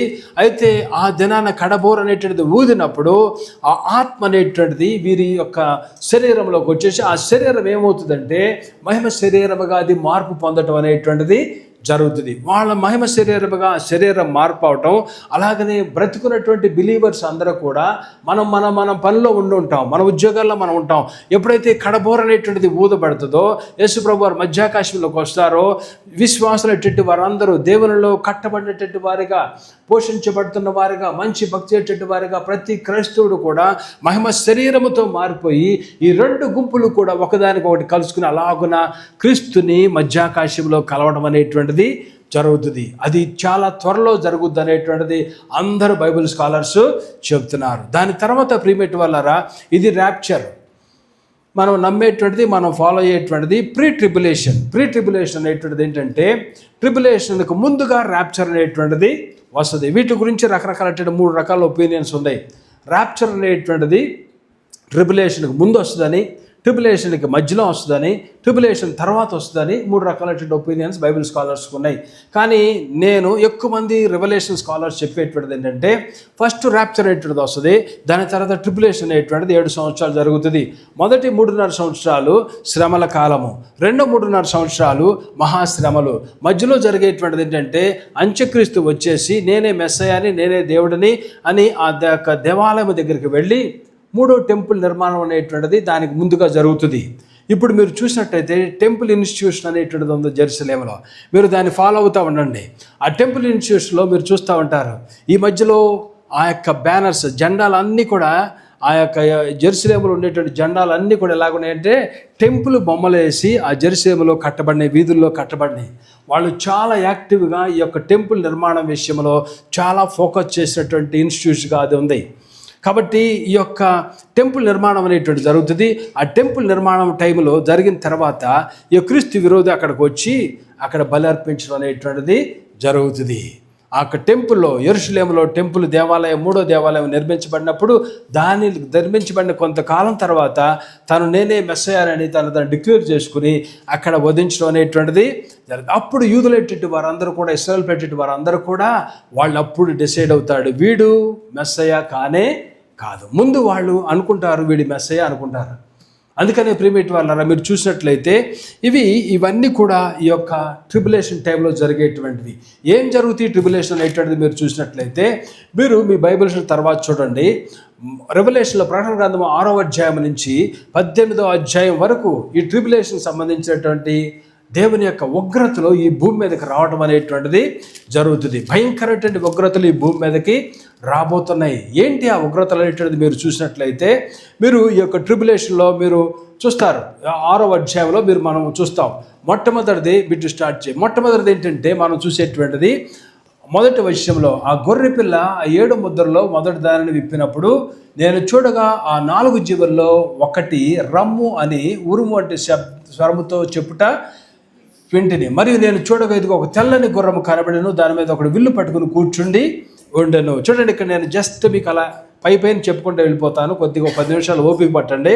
ఈ యొక్క భయంకరమైనటువంటి విపత్తు ఈ భూమి మీదకి రాబోతున్నది. సంఘం ఎత్తబడిన తర్వాత 7 సంవత్సరాల టైంలో శ్రమలు, మహాశ్రమలు రాబోతున్నాయి. మొట్టమొదటిది వచ్చేటువంటిది ఈ యొక్క ముద్రలు విప్పడం అనేటువంటిది ఈ యొక్క 3.5 సంవత్సరాల్లో. దాని తర్వాత 3.5 సంవత్సరాల్లో జరిగేటువంటిది ఏంటంటే, అది ఆ యొక్క మహాశ్రమలు అనేటువంటిది రావడం అనేటువంటిది జరుగుతుంది. ఇక్కడ మనం చూసినట్లయితే 7 ముద్రలో మొట్టమొదట ముద్ర విప్పినప్పుడు మీరు చూస్తారు, క్రీస్తు విరోధి అనేటువంటి వాడు, తప్పుడు మెస్సేగా చిత్రీకరించుకుని వాడు రావడం అనేటువంటిది జరుగుతుంది. వాడు వైట్ హార్స్తో వాడు దాని మీద వస్తాడు. రెండో ముద్ర విప్పినప్పుడు రెడ్ హార్స్ అనేటువంటి దాని మీద రావటము. భూమి మీద అంతా కూడా వైలెన్స్ అనేటువంటిది, యుద్ధము, వైలెన్స్ అనేటువంటిది, సమాధానం అనేటువంటిది తీసివేయబడతాం అనేటువంటిది జరుగుతుంది. రెండవ ముద్ర విప్పినప్పుడు. మూడవ ముద్ర విప్పినప్పుడు బ్లాక్ హార్స్, నల్లటి గుర్రం మీద రావడం. ఆ టైంలో ఎకనామిక్గా కొలాప్స్ అయిపోవడం అనేటువంటి జరుగుతుంది. ఆహారము చాలా ఖరీదైపోతుంది, అది బ్రతకటం కూడా చాలా కష్టంగా ఉంటుంది. బ్లాక్ హార్స్ అనేటువంటి దేని సూచిక అంటే కరువు అనేటువంటిది రావడం అనేటువంటి జరుగుతుంది. ప్రపంచం అంతా కూడా కరువు అనేటువంటిది వచ్చేస్తుంది. నాలుగో ముద్ర విప్పినప్పుడు పేల్ హార్స్, పాండుర వర్ణము గలటువంటి గుర్రము. ఖడ్గము వలన, కరువు వలన, తెగులు వలన 1/4 ఆఫ్ ద వరల్డ్ పాపులేషన్ అనేటువంటిది అయిపోతుంది. 1/4 ఆఫ్ ద వరల్డ్ పాపులేషన్ చంపడానికి అధికారం అనేటువంటిది వాడికి వచ్చేస్తుంది. తర్వాత 5వ ముద్ర విప్పినప్పుడు ఆ యొక్క దేవుని యొక్క బలిపీఠం దగ్గర ఆ స్వరం వినబడతాం అనేటువంటిది చూస్తాం. నాదా సత్యస్వరూపి పరిశుద్ధుడ ఎందాక తీర్పు తెచ్చకయు మా రక్తము నిమిత్తం భూనివాసులకు ప్రద్దందన చేయకయు ఉందని కేకలు వేసిరి. హస్తాక్షలటువంటి వాళ్ళు పిలవటం దేవుడిని. అప్పుడు దేవుడు అంటాడు, మీరు వెయిట్ చేయండి, డోంట్ వరీ మ్యాన్, ఇంకో కొంతకాలం ఉంది, మీలాంటి వారు ఇంకా ఉన్నారు కొంతమంది అనేటువంటిది మనం చూస్తాం. 6వ ముద్ర విప్పినప్పుడు కాస్మిక్ డిస్టర్బెన్స్ అనేటువంటిది జరుగుతుంది. చాలా భయంకరమైనటువంటిది. ఆ దినాల్లో భూకంపం అనేటువంటిది వస్తుంది. పెద్ద భూకంపం, ప్రపంచం అంతా కూడా భూకంపం వచ్చేస్తుంది 6వ ముద్ర విప్పినప్పుడు. అలాగనే సూర్యుడు నల్ల రంగులోకి మారిపోతాడు, చంద్రుడు ఎర్ర రంగులోకి వచ్చేస్తాడు, నక్షత్రాలు భూమి మీద టకటకమని కింద పడిపోవడం అనేటువంటిది జరుగుతుంది, ఆకాశము చుట్టపట్టడం అనేటువంటిది జరుగుతుంది, కొండలు ద్వీపములు అనేటువంటివి వాటి స్థానముల నుంచి అవి తొలగిపోవడం అనేటువంటివి జరుగుతుంది. ఇవన్నీ కూడా ఈ ముద్రలు విప్పినప్పుడు జరుగుతుంది. దాని తర్వాత మనం చూస్తాం ప్రీమేట్ వలరా 7వ ముద్ర విప్పినప్పుడు పరలోకములో ఒక హాఫ్ అన్ అవర్ సైలెంట్ అయిపోతుంది అనమాట. 7వ ముద్ర విప్పినప్పుడు అమ్మో ఎంత భయంకరంగా జరగబోతుందా అనేటువంటి రీతిలో పరలోకమే కామ్ అయిపోతుంది 7వ ముద్ర విప్పినప్పుడు. అలాగనే ఆ మొట్టమొదటి జరిగేటువంటిది ఏంటంటే మొట్టమొదట బోర ఓదటం అనేటువంటిది 8వ అధ్యాయం నుంచి మనం చూస్తాం.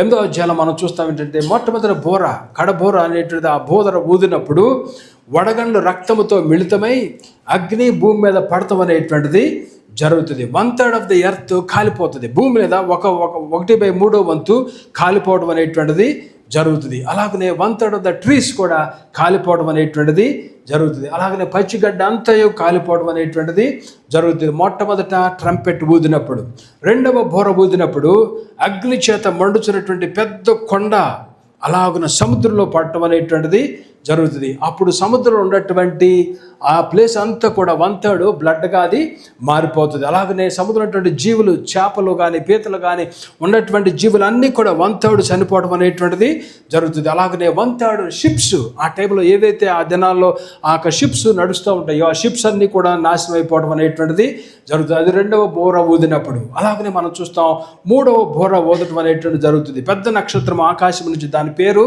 మాచిపత్రి, అది కింద ఎక్కడ పడదంటే సముద్రం మీద పడదు, మనుషులు తాగేటువంటి మంచి నీళ్ళ మీద ఉండేటువంటి నదుల మీద ఆ యొక్క మాచిపత్రి అనేటువంటి నక్షత్రం కింద పడతాం అనేటువంటిది జరుగుతుంది. అప్పుడు నీళ్ళు అన్నీ కూడా చేదైపోతాయి. కాబట్టి ఆ నీళ్ళు తాగినటువంటి వారు అందరూ కూడా అనేకులు చనిపోవడం అనేటువంటిది జరుగుతుంది. దాని తర్వాత 4th ట్రంపెట్, 4వ బోర ఊదినప్పుడు సూర్య చంద్ర నక్షత్రంలో 3వ భాగం అంతా కూడా చీకటి అయిపోతుంది. అలాగనే 1/3 ఆఫ్ ద సన్ చీకటి, 1/3 ఆఫ్ ద మూన్ డార్క్ అయిపోతుంది, 1/3 ఆఫ్ ద స్టార్స్ అనేటువంటివి డార్క్ అయిపోవడం అనేటువంటిది జరుగుతుంది. డే అండ్ నైట్లు 1/3 లైట్ అనేటువంటిదే ఉంటుంది, రిమైనింగ్ అంతా కూడా డార్క్ అయిపోవడం అనేటువంటిది. ప్రపంచం అంతా కూడా చల్లబడిపోతుంది, కోల్డ్ వచ్చేస్తుంది. చీకటి వెలుగు ఉంటుంది కాబట్టి, చీకటి ఉంటుంది కాబట్టి కోల్డ్ అనేటువంటిది పెరిగిపోద్ది. అట్లాగనే చీకటి అనేటువంటిది ప్రపంచం అంతా కూడా వచ్చేస్తుంది. అలాగనే 5వ ముద్ర ప్రీమేట్ వల్ల నక్షత్రం రాలటము. అలాగనే ఆ టైంలో జరిగేటువంటిది ఏంటంటే భయంకరమైనటువంటి లోకస్ట్, అంటే నరకములో నుంచి, అబిస్ నుంచి భయంకరమైనటువంటి యొక్క మిడతలు బయటికి రావడం అనేటువంటిది మనం చూస్తాం. వాటి ఫేస్ కూడా వేరుగా ఉంటుంది. అవి కుట్టడానికి అధికారం దేవుడు ఇచ్చినాడు. 5 నెలలు కుడతాయి అవి. ఎవరైతే మిగిలినటువంటి వారు ఉంటారో, ఎవరైతే దేవుని యొక్క ముద్ర వేయించుకునేటువంటి వారు ఉంటారో వారందరిని కూడా అవి కుడతాయి. అవి కుట్టినప్పుడు చాలా భయంకరముగా, తేళ్లు కుట్టినప్పుడు ఎంత బాధ వస్తుందో అంత బాధ అనేటువంటిది వస్తుంది. 5 నెలలు మాత్రమే అవి ఉంటాయి. 5 నెలలు మిడతలకి ఆ డెమనిక్ మిడతలు అనమాట, అవి డెమనిక్ లోకస్ట్ అంటారు వాటిని. అవి ఎవరైతే అక్కడ ఉన్నారో, ముద్ర దేవుని బిడ్డలుగా ఎవరైతే లేరో వారిని అందరిని కూడా కొట్టడం అనేటువంటిది, కానీ వారిని చంపడానికి అధికారం అనేటువంటిది లేదు. 6వ ముద్ర, 6వ ట్రంపెట్ జరిగినప్పుడు ఊదినప్పుడు యూఫ్రటీస్ నది, ఇప్పుడు కూడా మనం చూస్తున్నాం అనేక మంది యూఫ్రటీస్ నది ఎండిపోయింది, రక్తం అయింది అన్నారు. అది ఎప్పుడు కాదు జరిగేటువంటిది. రియల్గా జరిగేటువంటిది ఏంటంటే 7వ బోర ఊదినప్పుడు యూఫ్రటీస్ నది యొద్ద బంధింపబడినటువంటి 4 దూతలు రిలీజ్ అవ్వడం అనేటువంటిది జరుగుతుంది. 20 కోట్ల సైన్యము అక్కడి నుంచి రావడం అనేటువంటిది, ఇదంతా కూడా డెమనిక్ క్యాల్వరీ అనమాట. డెమనిక్ క్యాల్వరీ అంటే సైనికులు అనేటువంటి వారు రావటము. అలాగనే మ్యాసివ్గా టెరిబుల్ గ్లోబల్ డిస్ట్రక్షన్ అనేటువంటిది 6వ బోర ఊదినప్పుడు జరుగుతుంది. అలాగనే 7వ బోర ఊదినప్పుడు ప్రిమిట్ వల్లరా ఈ లోకరాజ్యము, మన ప్రభు రాజ్యమును, ఆయన క్రీస్తు రాజ్యమును ఆయను అనేటువంటిది అక్కడ వినబడుతుంది. 24 మంది పెద్దలు దేవునికి నమస్కారం చేయటం అనేటువంటిది, దేవుని సన్నిధిలోంచి మెరుపులను, ఉరుములను, భూకంపమును, గొప్ప వడగండ్లు అనేటువంటిది పుట్టడం అనేటువంటిది జరుగుతుంది. ఇది 7 బోరలు ఊదినప్పుడు. దాని తర్వాత మనం చూస్తాం 7 బౌల్స్ కుమ్మరించబడతాం అనేటువంటిది మనం చూస్తాం. మొదటి పాత్ర కుమ్మరించబడినప్పుడు ఈ యొక్క క్రీస్తు విరోధి యొక్క ముద్ర 666 అనేటువంటి వాళ్ళు ఎవరైతే ఉంటారో, అది వేసుకునేటువంటి వారు ఉంటారో, వారి ప్రతిమ నమస్కారం చేసేటువంటి వారందరికి కూడా చెడ్డ పుండు పుట్టడం అనేటువంటిది జరుగుతుంది. భయంకరటువంటి పుండ్లు వస్తాయి వాళ్ళకి. రెండవ పాత్ర కుమ్మరించబడినప్పుడు సముద్రంలో పాత్ర కుమ్మరించబడటం అనేటువంటి జరుగుతుంది. అప్పుడు రక్తము, సముద్రం అంతా కూడా రక్తం అయిపోవడం అనేటువంటిది, సముద్రంలో ఏదైతే మిగిలినటువంటి జీవాలు ఉంటాయో అవన్నీ కూడా చనిపోవడం అనేటువంటిది జరుగుతుంది. మూడవ బౌలు అది కుమ్మరించబడినప్పుడు నదుల మీద కుమ్మరించబడటం జరుగుతుంది. ఫ్రెష్ వాటర్, డ్రింకింగ్ వాటర్ అంతా కూడా రక్తముగా మారిపోద్ది. ఇది దేనికి సూచికంటే ఆ అధ్యాయంలో మనం చూస్తాం, పరిశుద్ధ రక్తము అంటే అసాక్షులుగా మీరు అటాక్ చేశారు కదా, చంపినారు కదా, అసాక్షులుగా నా బిడ్డలటి వారు మీరు చంపినారు కదా, పరిశుద్ధ రక్తము, ప్రవక్తల రక్తము మీరు కార్చినందుకు దానికి ప్రతీకారముగా వారు ఈ రక్తాన్ని త్రాగుతారు అనేటువంటిది దానికి సూచికగా దేవుడు ఈ రీతిగా ఆ రక్తముగా, నదులను రక్తముగా మార్చడం అనేటువంటిది దేవుడు చేస్తారు. నాలుగవ పాత్ర కుమ్మరించబడినప్పుడు సూర్యుడి మీద కుమ్మరించబడటం జరుగుద్దంట. అప్పుడు మనుషులు అగ్నితో కాల్చుటకు అధికారము సూర్యునికి ఇవ్వబడింది. మనుషులందరూ కూడా వేడిమి చేత తట్టుకోలేకపోతారంట. కొంతమంది అయితే ఎవరైతే అక్కడ ఉంటారో వాళ్ళందరూ కూడా దేవుణ్ణి దూషించే వారిగా ఉంటారంట. 5వ పాత్ర కుమ్మరించబడినప్పుడు ఈ యొక్క క్రీస్తు విరోధి యొక్క సింహాసనము, వాడి అధికారం చేస్తూ ఉంటాడు, వాడి సింహాసనం మీద కుమ్మరించబడటం అనేటువంటిది జరుగుతుంది. యాంటీ క్రైస్ట్ రాజ్యం మీద అంతా కూడా చీకటి అయిపోవడం అనేటువంటిది. అప్పుడు వాడిని ఫాలో అయ్యేటువంటి వారు ఎవరైతే ఉంటారో వారికి కలిగినటువంటి వేదన చాలా భయంకరంగా ఉంటుంది. అలాగనే ప్రియమేట్ వారా 6వ యొక్క బౌల్ అనేటువంటిది కుమ్మరించబడినప్పుడు యూఫ్రటీస్ నది మీద అక్కడ కుమ్మరించబడగా అది పూర్తిగా ఎండిపోవడం అనేటువంటిది జరుగుతుంది. అలాగనే 7వ బౌలు ప్రియమేట్ వారా వాయుమండలం మీద, గాలి మీద కుమ్మరించబడినప్పుడు ఎప్పుడు రానటువంటి ప్రపంచం అంతా కూడా ఒకేసారి భయంకరటువంటి భూకంపం అనేటువంటిది, అలాగనే అక్కడ సిటీస్ అన్నీ కూడా కొలాప్స్ అయిపోవడం అనేటువంటిది, ఐలాండ్స్, ఆ యొక్క మౌంటైన్స్ అలాగన కనిపడకుండా అవన్నీ కూడా నాశనం అయిపోవడం అనేటువంటిది జరుగుతుంది. ఈ రీతిగా 7 బౌల్స్ అనేటువంటివి లాస్ట్లో మనం చూస్తాం. 5 మణుగుల బరువు గలటువంటి వడగండ్లు మనుషులు ఎవరైతే రిమైనింగ్ ఉంటారో వారి మీద 5 మణుగుల బరువు అనేటువంటి వడగండ్లు పడతాం అనేటువంటిది ఉంటుంది. అయితే ప్రియమేట్ వాళ్ళరా, ఈ టైంలో కూడా ఇంత భయంకరమైనటువంటి ట్రిబులేషన్ వచ్చినప్పుడు, ఇన్ని శ్రమలు వచ్చినప్పుడు కూడా దేవుడు ఎవరైతే ఆయన వైపు తిరగాలని కోరుకుంటారో, నిజంగా ఆ టైంలో కూడా నేను దేవుని కొరకు బ్రతకాలంటే ఆశ కలిగిన వారు ఎవరైతే ఉంటారో ఈ యొక్క ముద్ర వేయించుకోకుండా, 666 ముద్ర వేయించుకోకుండా, వాడి వెనకాల వెంబడించకుండా, కష్టమైన, నష్టమైన, ఇబ్బంది అయినా 666 వేయించుకోకుండా నువ్వు వాడికి క్రీస్తు విరోధి కనపడ్డావా, నీ మెడను నరికేస్తాడు వాడు. అయినా పర్వాలేదు, నువ్వు అసాక్షిగా ఉండొచ్చు, అయినా రక్తము కారినా పర్వాలేదు, నువ్వు నిలబడినావంటే నువ్వు వెంటనే కళ్ళు మూసుకున్నప్పుడు ఆ టైంలో, ట్రిబులేషన్ టైంలో పరలోకం నువ్వు కళ్ళు తెరుస్తావు. కాబట్టి ఆ టైంలో కూడా దేవుడి ఛాన్స్ అనేటువంటిది మనకి ఇచ్చినటువంటి వాడుకున్నాడు. కానీ కొంతమంది ఆ టైంలో మారుతారంట, చాలామంది మారుతారు. అలాగనే కొంతమంది దేవుడు ఎంత ఉగ్రత కుమ్మరిస్తున్నాడు అనేటువంటి రీతిలో వాళ్ళందరికీ కూడా దేవుని మీద కోపం రావడం అనేటువంటిది జరుగుతుందంట. కాబట్టి ప్రియమేట్ వారా, ఇవన్నీ కూడా జరిగిన తర్వాత ముద్రలు, తర్వాత ట్రంపెట్స్, 7 ట్రంపెట్స్ ఊదిన తర్వాత, 7 పాత్రలు కుమ్మరించబడిన తర్వాత లాస్ట్లో ఈ సైతాను చేసేటది ఏంటంటే క్రీస్తుకి వ్యతిరేకముగా వాడు లోకాన్ని సమకూర్చడం అనేటువంటిది జరుగుతుంది. అప్పుడు యేసుక్రీస్తు ప్రభువారు పైనుంచి తన యొక్క పరిశుద్ధులతో ఆయన ఈ భూమి మీదకి రావడం అనేటువంటిది జరుగుతుంది. యేసుక్రీస్తు ప్రభువారు త్వరలో ఆ కార్యాన్ని ఆయన చేయబోతున్నారు. 7 సంవత్సరాల తర్వాత ఆయన ఈ భూమి మీదకి వస్తాడు. ఆయన ఒలీవ కొండ మీద ఆయన కాలు పెట్టినప్పుడు అది 2గా అయిపోతుంది. ఆయన నడుచుకుంటూ అలాగన కిద్రోను వ్యాలీకుండా ఆయన యెరూషలేములో ఉన్నటువంటి ఆయన సింహాసనం అప్పుడు రెడీ అయిపోతుంది. గోల్డెన్ గేట్లో కూడా ఇప్పుడు మీరు చూడండి, గోల్డెన్ గేట్ మూసివేయబడి ఉంటుంది. దాని ఎదురుగా అనేక సమాధులు ఉంటాయి. దాని గురించి చెప్పాలంటే చాలా ఉంది. కానీ యేసుప్రభువు అలాగున నడుచుకుంటా యెరూషలేములో తన సింహాసనం మీద అలాగున ఆసీనుడవుతాడు. అప్పుడు ఆయన ఈ లోకాన్ని 1000 సంవత్సరాలు ఆయన ఈ భూమి మీద పరిపాలన అనేటువంటిది చేస్తారు. అది మిలేనియం అంటారు. దాన్ని మిలేనియం అంటే 1000 సంవత్సరాలు పరిపాలన అనేటువంటిది జరుగుతుంది. ఈ మిలేనియం తర్వాత కొత్త ఆకాశము కొత్త భూమి అనేటువంటిది కలుగుతుంది. ఈ ఎర్త్ అంతా కూడా డిస్ట్రాయ్ అయిపోతుంది. 1000 సంవత్సరాల తర్వాత ఎర్త్ అంతా భూమి అంతా కూడా నాశనం అయిపోతుంది. దాని తర్వాత యేసుప్రభు వారు కొత్త ఆకాశము కొత్త భూమి అనేటువంటి దానిని ఆయన క్రియేట్ చేస్తారు. అప్పుడు ఆయనతో పాటు ప్రియమైన వారలారా, ఈ 1000 సంవత్సరాలు ఆయన ఒలీవ కొండ మీద నుంచి అలా వెళ్ళి యెరూషలేములో ఆయన సింహాసనం మీద ఆసీనుడైన తర్వాత మనము ఆయనతో పాటు ఈ భూమి మీదకి వస్తాం. ఆయనతో పాటు ఈ భూమి మీదకి వస్తాం. ఎవరైతే ముందుగా వెళ్ళారో, ఎవరైతే బ్రతుకున్నటువంటి బిలీవర్స్ ఉన్నారో, వాళ్ళు ర్యాప్చర్లో ఎత్తబడినప్పుడు వాళ్ళందరూ కూడా పరలోకానికి వెళ్ళిపోతారు. పరలోకంలో 7 సంవత్సరాలు యేసయ్యతో పాటు పెండ్లి విందులో మనందరము కూడా పాల్గొంటాం. అది గొర్రెపిల్ల వివాహోత్సవం.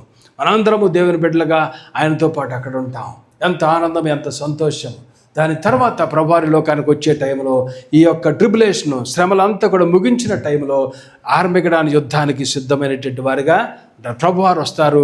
ఆ యొక్క సైతానుడు అంటే క్రీస్తు విరోధి, సైతానుడు, అబద్ధ ప్రవక్తలు, ఈ గ్రూప్ అంతా కూడా కలిసి క్రీస్తుకి వ్యతిరేకముగా అనేక మందిని వేసుకుని ఆర్మగెడాన్ అనేటువంటి తెలుగు ఆర్మగెడాన్ అనేటువంటి ప్లేస్లో యేసు ప్రభువారు వచ్చినప్పుడు ఆయనని అటాక్ చేయడానికి, ఆయనకు వ్యతిరేకముగా వీళ్ళు యుద్ధానికి వాళ్ళు వెళతారు. అప్పుడు ఆయన నోటిలో నుంచి వచ్చేటువంటి మాట చొప్పున వారందరినీ కూడా దేవుడు నాశనం చేయడం అనేటువంటిది జరుగుతుంది. దాని తర్వాత ప్రియమైన వారలారా, ఈ మిలేనియం టైంలో 1000 సంవత్సరాలు నువ్వు ఒక లీడర్గా ఆ దినాన ఆయనతో పాటు నువ్వు పరిపాలన చేయబోతున్నావు. అది నువ్వు నేను చేయవలసినటువంటిది.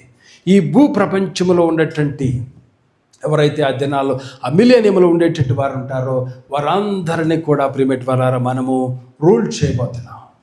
మనం ఒక అడ్మినిస్ట్రేటర్గా ఉండొచ్చు, ఒక ఎమ్మెల్యేగా నువ్వు ఉండొచ్చు, ఒక ఎంపీగా నువ్వు ఉండొచ్చు, ఒక కలెక్టర్గా నువ్వు ఉండొచ్చు. దేవుడు నీకు ఇచ్చేటువంటి ఈ పేర్లు ఉండకపోవచ్చు, కానీ దేవుడు నీవు ఆయన కొరకై నువ్వు బ్రతికినటువంటి బ్రతుకును బట్టి, ఆయన రాజ్యమును నువ్వు కట్టేటువంటి విధానాన్ని బట్టి, ప్రభు కొరకు నువ్వు సాక్రిఫైస్ అయినటువంటి విధానాన్ని బట్టి, నీకున్నటువంటి వాటిని, నీ బలాన్ని, నీ జ్ఞానాన్ని, నీ శక్తిని బట్టి ఎంత ఆత్మను దేవుని వైపు తిప్పినావో, దేవుని పని నువ్వు ఎలా చేసినావో దాన్ని కూడా లెక్క ఉంటాయి. కాబట్టి ఆ దినాన్ని ఒక మంచి పోస్ట్లో నువ్వు ఆయనతో పాటు ఈ 1000 సంవత్సరాలు నువ్వు ఏలుబడి చేసేటువంటి వాడవుగా నువ్వు ఉంటావు. ఆయనతో పాటు ఏలుబడి చేయవలసినటువంటి నీవు ఎందుకు ఈ యొక్క లోకములో ఉన్నటువంటి అన్బిలీవర్, విశ్వాసి కానటువంటి పడిపోయినటువంటి వ్యక్తి దగ్గరికి మీ యొక్క చిట్టా తీసుకెళ్ళి మీ సమస్యలు వాళ్ళ దగ్గరికి ఎందుకు మీరు తీసుకువెళ్తున్నారు? అది పౌలు చెప్పేటువంటిది. మీరు న్యాయవంతుడైనటువంటి యేసయ్య కింద మీరు మరలా న్యాయం తీర్చాల్సినటువంటి వాళ్ళు. అలాగనే మనం చూసినట్లయితే పిరిమిటి వారలారా, 12 గోత్రాల వారిని కూడా అదను 12 మంది శిష్యులైనటువంటి వారు, ఇస్కరియోతు యోధా వెళ్ళిపోయినాడు, పౌలు జాయిన్ అయ్యాడు అపోస్తులుగా. వీళ్ళందరూ కూడా వీళ్ళందరూ కూడా 12 గోత్రాలను వాళ్ళు అక్కడ జడ్జి చేయబోతున్నారు. 12 గోత్రాలు యూదులైనటువంటి వారు దేవుని వైపు తిరిగితే వెరీ గుడ్, లేదంటే 12 గోత్రాలను కూడా 12 మంది శిష్యులైనటువంటి వారు ఆ దినాన్న జడ్జ్ చేయబోతున్నారు. అలాగనే మనము దేవుని బిడ్డలుగా ఉన్నటువంటి మనము ఈ లోకాన్ని మనము 1000 సంవత్సరాలు పరిపాలన చేసేటప్పుడు మనము కూడా పరిపాలన చేయబోతున్నాం. అట్లాగనే మనం చూసేటువంటిది ఏంటంటే, మనం ఇంకొక పాయింట్ ఏంటంటే మీరు గ్రహించాల్సినటువంటి విషయము, మనము మిగిలినటువంటి వారందరం కూడా జడ్జెస్ గాను, అడ్మినిస్ట్రేటర్స్ గాను. 2వ తిమోతి ఒకసారి మీరు చూడండి, 2వ అధ్యాయం 12వ వచనము, అలాగనే దానియేలు గ్రంథము 7వ అధ్యాయము 18వ వచనంలో కూడా ఒక మాట మనం చదువుకుని దాని తర్వాత మనం ఏంజల్స్ కూడా మనము జడ్జ్ చేస్తామనేటువంటి చూసుకుని మనం ముగించుకుందాం. 7వ అధ్యాయము 18వ వచనం చూడండి ఒకసారి. అయితే మహోన్నతిని పరిశుద్ధులే రాజ్యాధికారము నొందుదురు, వారు యుగయుగములో యుగాంతముల వరకు రాజ్యము ఏలతారు. 7వ అధ్యాయము దానియేలు గ్రంథము 18వ వచనంలో మనం చూస్తున్నాం. మహోన్నతిని పరిశుద్ధులే రాజ్యాధికారము నొందుతారు, వారు యుగయుగములు యుగాంతముల వరకు రాజ్యాన్ని వేళతారు. అలాగనే మనము పరిశుద్ధులుగా ఉంటామనేది 2 తిమోతి 2వ అధ్యాయం 12వ వచనంలో కూడా మనం చూస్తాం. నెక్స్ట్ పాయింట్ ఏంటంటే ప్రియమైన వారలారా, ఆయనతో కూడా ఏలుదము. చూడండి, అది ఎప్పుడు ఏలుతామంటే అప్పుడు మనము ఏలుబడి చేస్తాం. కాబట్టి నువ్వు ఏలు చేసేవాడు, నువ్వు రూల్ చేసేటట్టు వాడవు, నీవు ఎందుకు మరొక వ్యక్తి దగ్గరికి నువ్వు వెళ్తున్నావు? అది పౌలు యొక్క క్వశ్చన్. కాబట్టి ప్రియమైన వారలారా, మనము మనలో ఉన్నటువంటి వాటిని సఖ్యతగా వారిని పరీక్షించుకునేటువంటి వారుగా, మీ భార్యాభర్తల మధ్య, బంధువుల మధ్య, ఇంకొకరి మధ్య, ఒక క్రైస్తవులుగా మీరు ఒక అన్బిలీవర్ దగ్గర వెళ్ళొద్దు. ఏమీ తెలవనటువంటి వాడు కూడా ఇద్దరు కలిసి అక్కడికి వెళ్ళారంటే వాడు పెద్ద లీడర్ అయిపోతాడు. అది పౌలు చెప్పేటువంటిది. రెండో పాయింట్ ఏంటంటే, మీరు చూడండి ఒకసారి మనం 6వ అధ్యాయంలో మీరు చూడండి ఒకసారి, ఇందా చదివినటువంటి 1 కొరింథీయులకు రాసిన పత్రిక 6వ అధ్యాయంలో మనం చేసేటువంటిది మరలా 3వ వచనంలో చూడండి, మనం దేవదూతలకు తీర్పు తీర్చుద్దామని ఎరుగరా. చూడండి, మనము దేవదూతల కంటే గొప్పవారము, దేవదూతల కంటే గొప్పవారము. ప్రిమిట్ వాళ్ళారా, దేవుడు మన కొరకు అసైన్ చేసినాడు దేవదూతలను. తండ్రి కుమార పరిశుద్ధాత్మని తర్వాత దేవదూతలకి అగ్రస్థానం కాదు. తండ్రి కుమార పరిశుద్ధాత్మ తర్వాత 4th స్టేజ్లో దేవుడు నిన్ను కూర్చోబెట్టాడు. నీకు అంత పొజిషన్ ఇచ్చినాడు దేవుడు, నీకు అంత అంత ఆధిక్యత అనేటువంటి దేవుడు ఇచ్చినాడు. ఎందుకు నీ యొక్క ఆధిక్యతను కోల్పోతున్నావు? ఒక పరిశుద్ధుడిగా, పవిత్రుడిగా ఉన్నట్లయితే తండ్రి కుమార పరిశుద్ధాత్మని తర్వాత ఉన్నటువంటి వాడవుగా నువ్వు ఈ లోకాన్ని నువ్వు కంట్రోల్ చేయగలుగుతావు.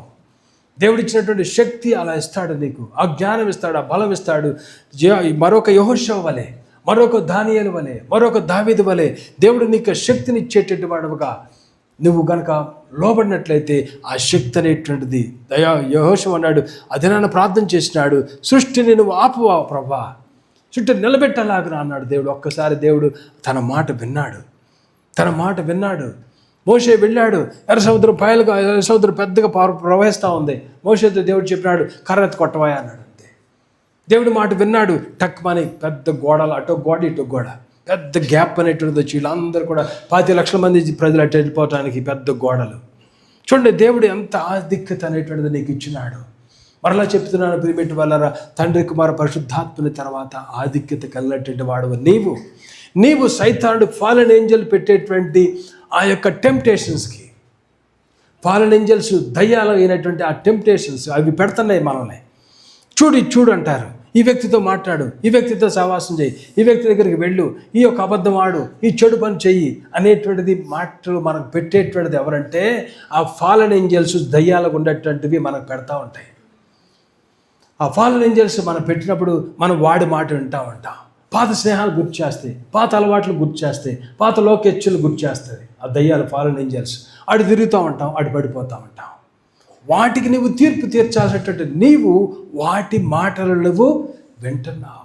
ఈ ఫాలెన్ ఏంజల్స్ ప్రిమిట్ వలన అక్కడ ఉన్నటువంటి ఏంజల్స్ కాదు మనం తీర్పు తీర్చేటువంటిది. ఫాలెన్ ఏంజల్స్కి మనము తీర్పు అనేటువంటిది తీర్చవచ్చు. ఏదైతే 1/3 ఆఫ్ ద డెమన్స్గా అయిపోయినాయో 1/3గా ఫాలెన్ ఏంజల్స్ ఉన్నాయి కదా, పరలోకం నుంచి దేవుడు కిక్అవుట్ చేసిన తర్వాత లూసిఫర్తో పాటు కింద పడినటువంటి ఆ ఏంజల్స్కి నీవు తీర్పు తీర్చబోతున్నావు. ఒకసారి మీరు యోధా చూడండి, యోధా ప్రకటన గ్రంథానికి ముందు ఉంటుంది చూడండి ఒకసారి. యోధా రాసేటువంటి ఆ యొక్క పత్రికల నుంచి మీరు చూస్తారు. యోధా రాసేటువంటి పత్రికలో మీరు అందుట్లో మీరు చూసినట్లయితే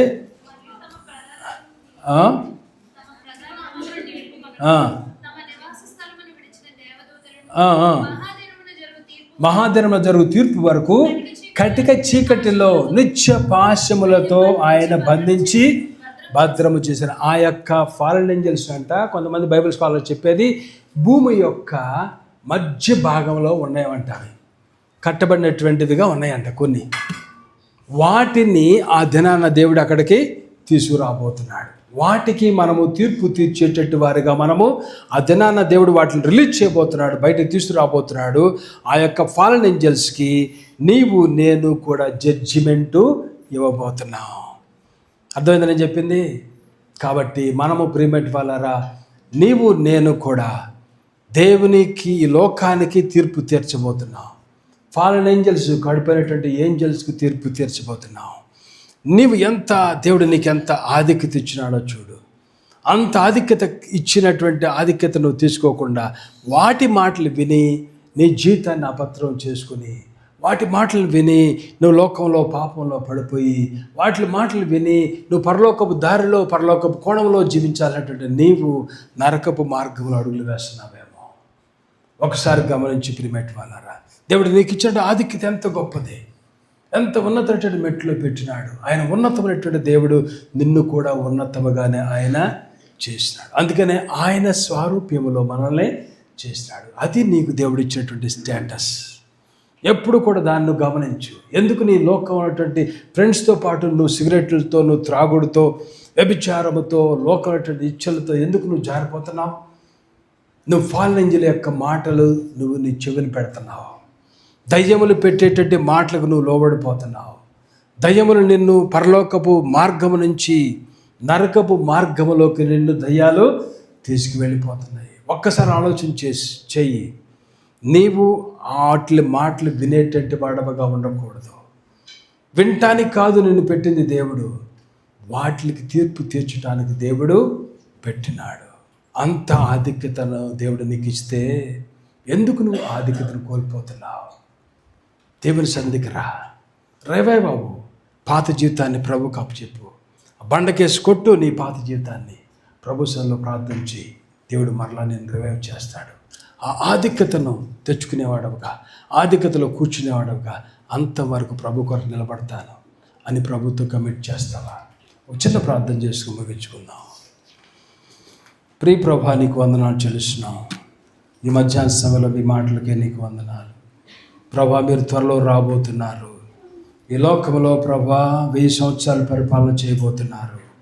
నీ బిడ్డలుగా ఈ దినాల్లో మేము బ్రతికినట్లయితే, పరిశుద్ధులుగా మేము జీవించినట్లయితే, పవిత్రులుగా మేము జీవించినట్లయితే, దయ్యముల మాటలు మేము వినకుండా, దయ్యమానా నుంచి నువ్వు పారిపో అనేటువంటి రీతిలో మేము కనుక ప్రార్థన చేసినట్లయితే, నీ మాటలకు నీ యొక్క చిత్తములకు మేము లోబడినట్లయితే, ప్రియ ప్రభా, మేము లోకానికి తీర్పు తీర్చేవారుగా, ఈ లోకాన్ని మేము రూల్ చేసేవారుగా మీరు మమ్మల్ని చేయబోతున్నారు కదా. ఆ గ్రహింపులో అడుగులు వేయటకు సహాయం చేయండి. ఫాల్న్ ఏంజెల్స్ మాటలు మేము వినకుండా అవి మా చెవుల్లోకి వచ్చి గుసగుస చెబుతున్నప్పుడు, ఈ సనుగుడు, ఈ గొడుగుడు, ఈ మరమరింగు, ఓదార్పు లేకుండా, ఓర్చుకునేటువంటి మనసు లేకుండా, మోసపూరితమైనటువంటి మాటలు అవి మాకు చెబుతున్నప్పుడు, అబద్ధాలు చెబుతున్నప్పుడు, లేనిపోయినటువంటి మాటలు మాతో మాట్లాడుతున్నప్పుడు, వాటి మాటలకు మేము ఎక్కడ చెవి పెట్టకుండా ప్రభా, మీరు మాకు ఇచ్చిన ఆధిక్యతను మేము జ్ఞాపకం చేసుకుని అంతవరకు నీ కొరకు కంట్రోల్డ్గా భక్తి చేయటకు మీరుగా మమ్మల్ని బలపరచండి. ఇదన్న వాక్యం ప్రతి ఒక్కరు కూడా వాళ్ళ స్థాయి ఏంటి అని గ్రహించి, పాప జీవితము, అపవిత్రమైనటువంటి జీవితము, అపరిశుద్ధమైనటువంటి జీవితము, బ్యాక్ స్లైడ్ అయినటువంటి జీవితము, నీకు వ్యతిరేకమైనటువంటి జీవితం నుంచి వెనక్కి తిరిగి నీ బిడ్డలుగా మీరు ఇచ్చినటువంటి ఆధిక్యతలోకి మరలా రావటకు మీరుగా సహాయం చేసి, అందుట్లో బిడ్డలను మీరు ఇన్సర్ట్ చేయండి. ఆధిక్యత ఎక్కడ కోల్పోకుండా ప్రభా, భవిష్యత్తులో ఈ లోకాన్ని రూల్ చేసేవారుగా బిడ్డలు మీరు చేయండి. అలానే ప్రభా, భవిష్యత్తులో ఈ యొక్క దయ్యాలకు మేము తీర్పు తీర్చేవారుగా ఉంటారని మీరు చెప్తున్నారు. ఆ ఆధిక్యతను కోల్పోకుండా అదే ఆధిక్యతలో కొనసాగటకు మీరుగా సహాయం చేయండి. మీ వాక్యం మా హృదయంలో ముద్ర వేయమని యేసుక్రీస్తు అడుగుచున్నాము తండ్రి. ఆమేన్.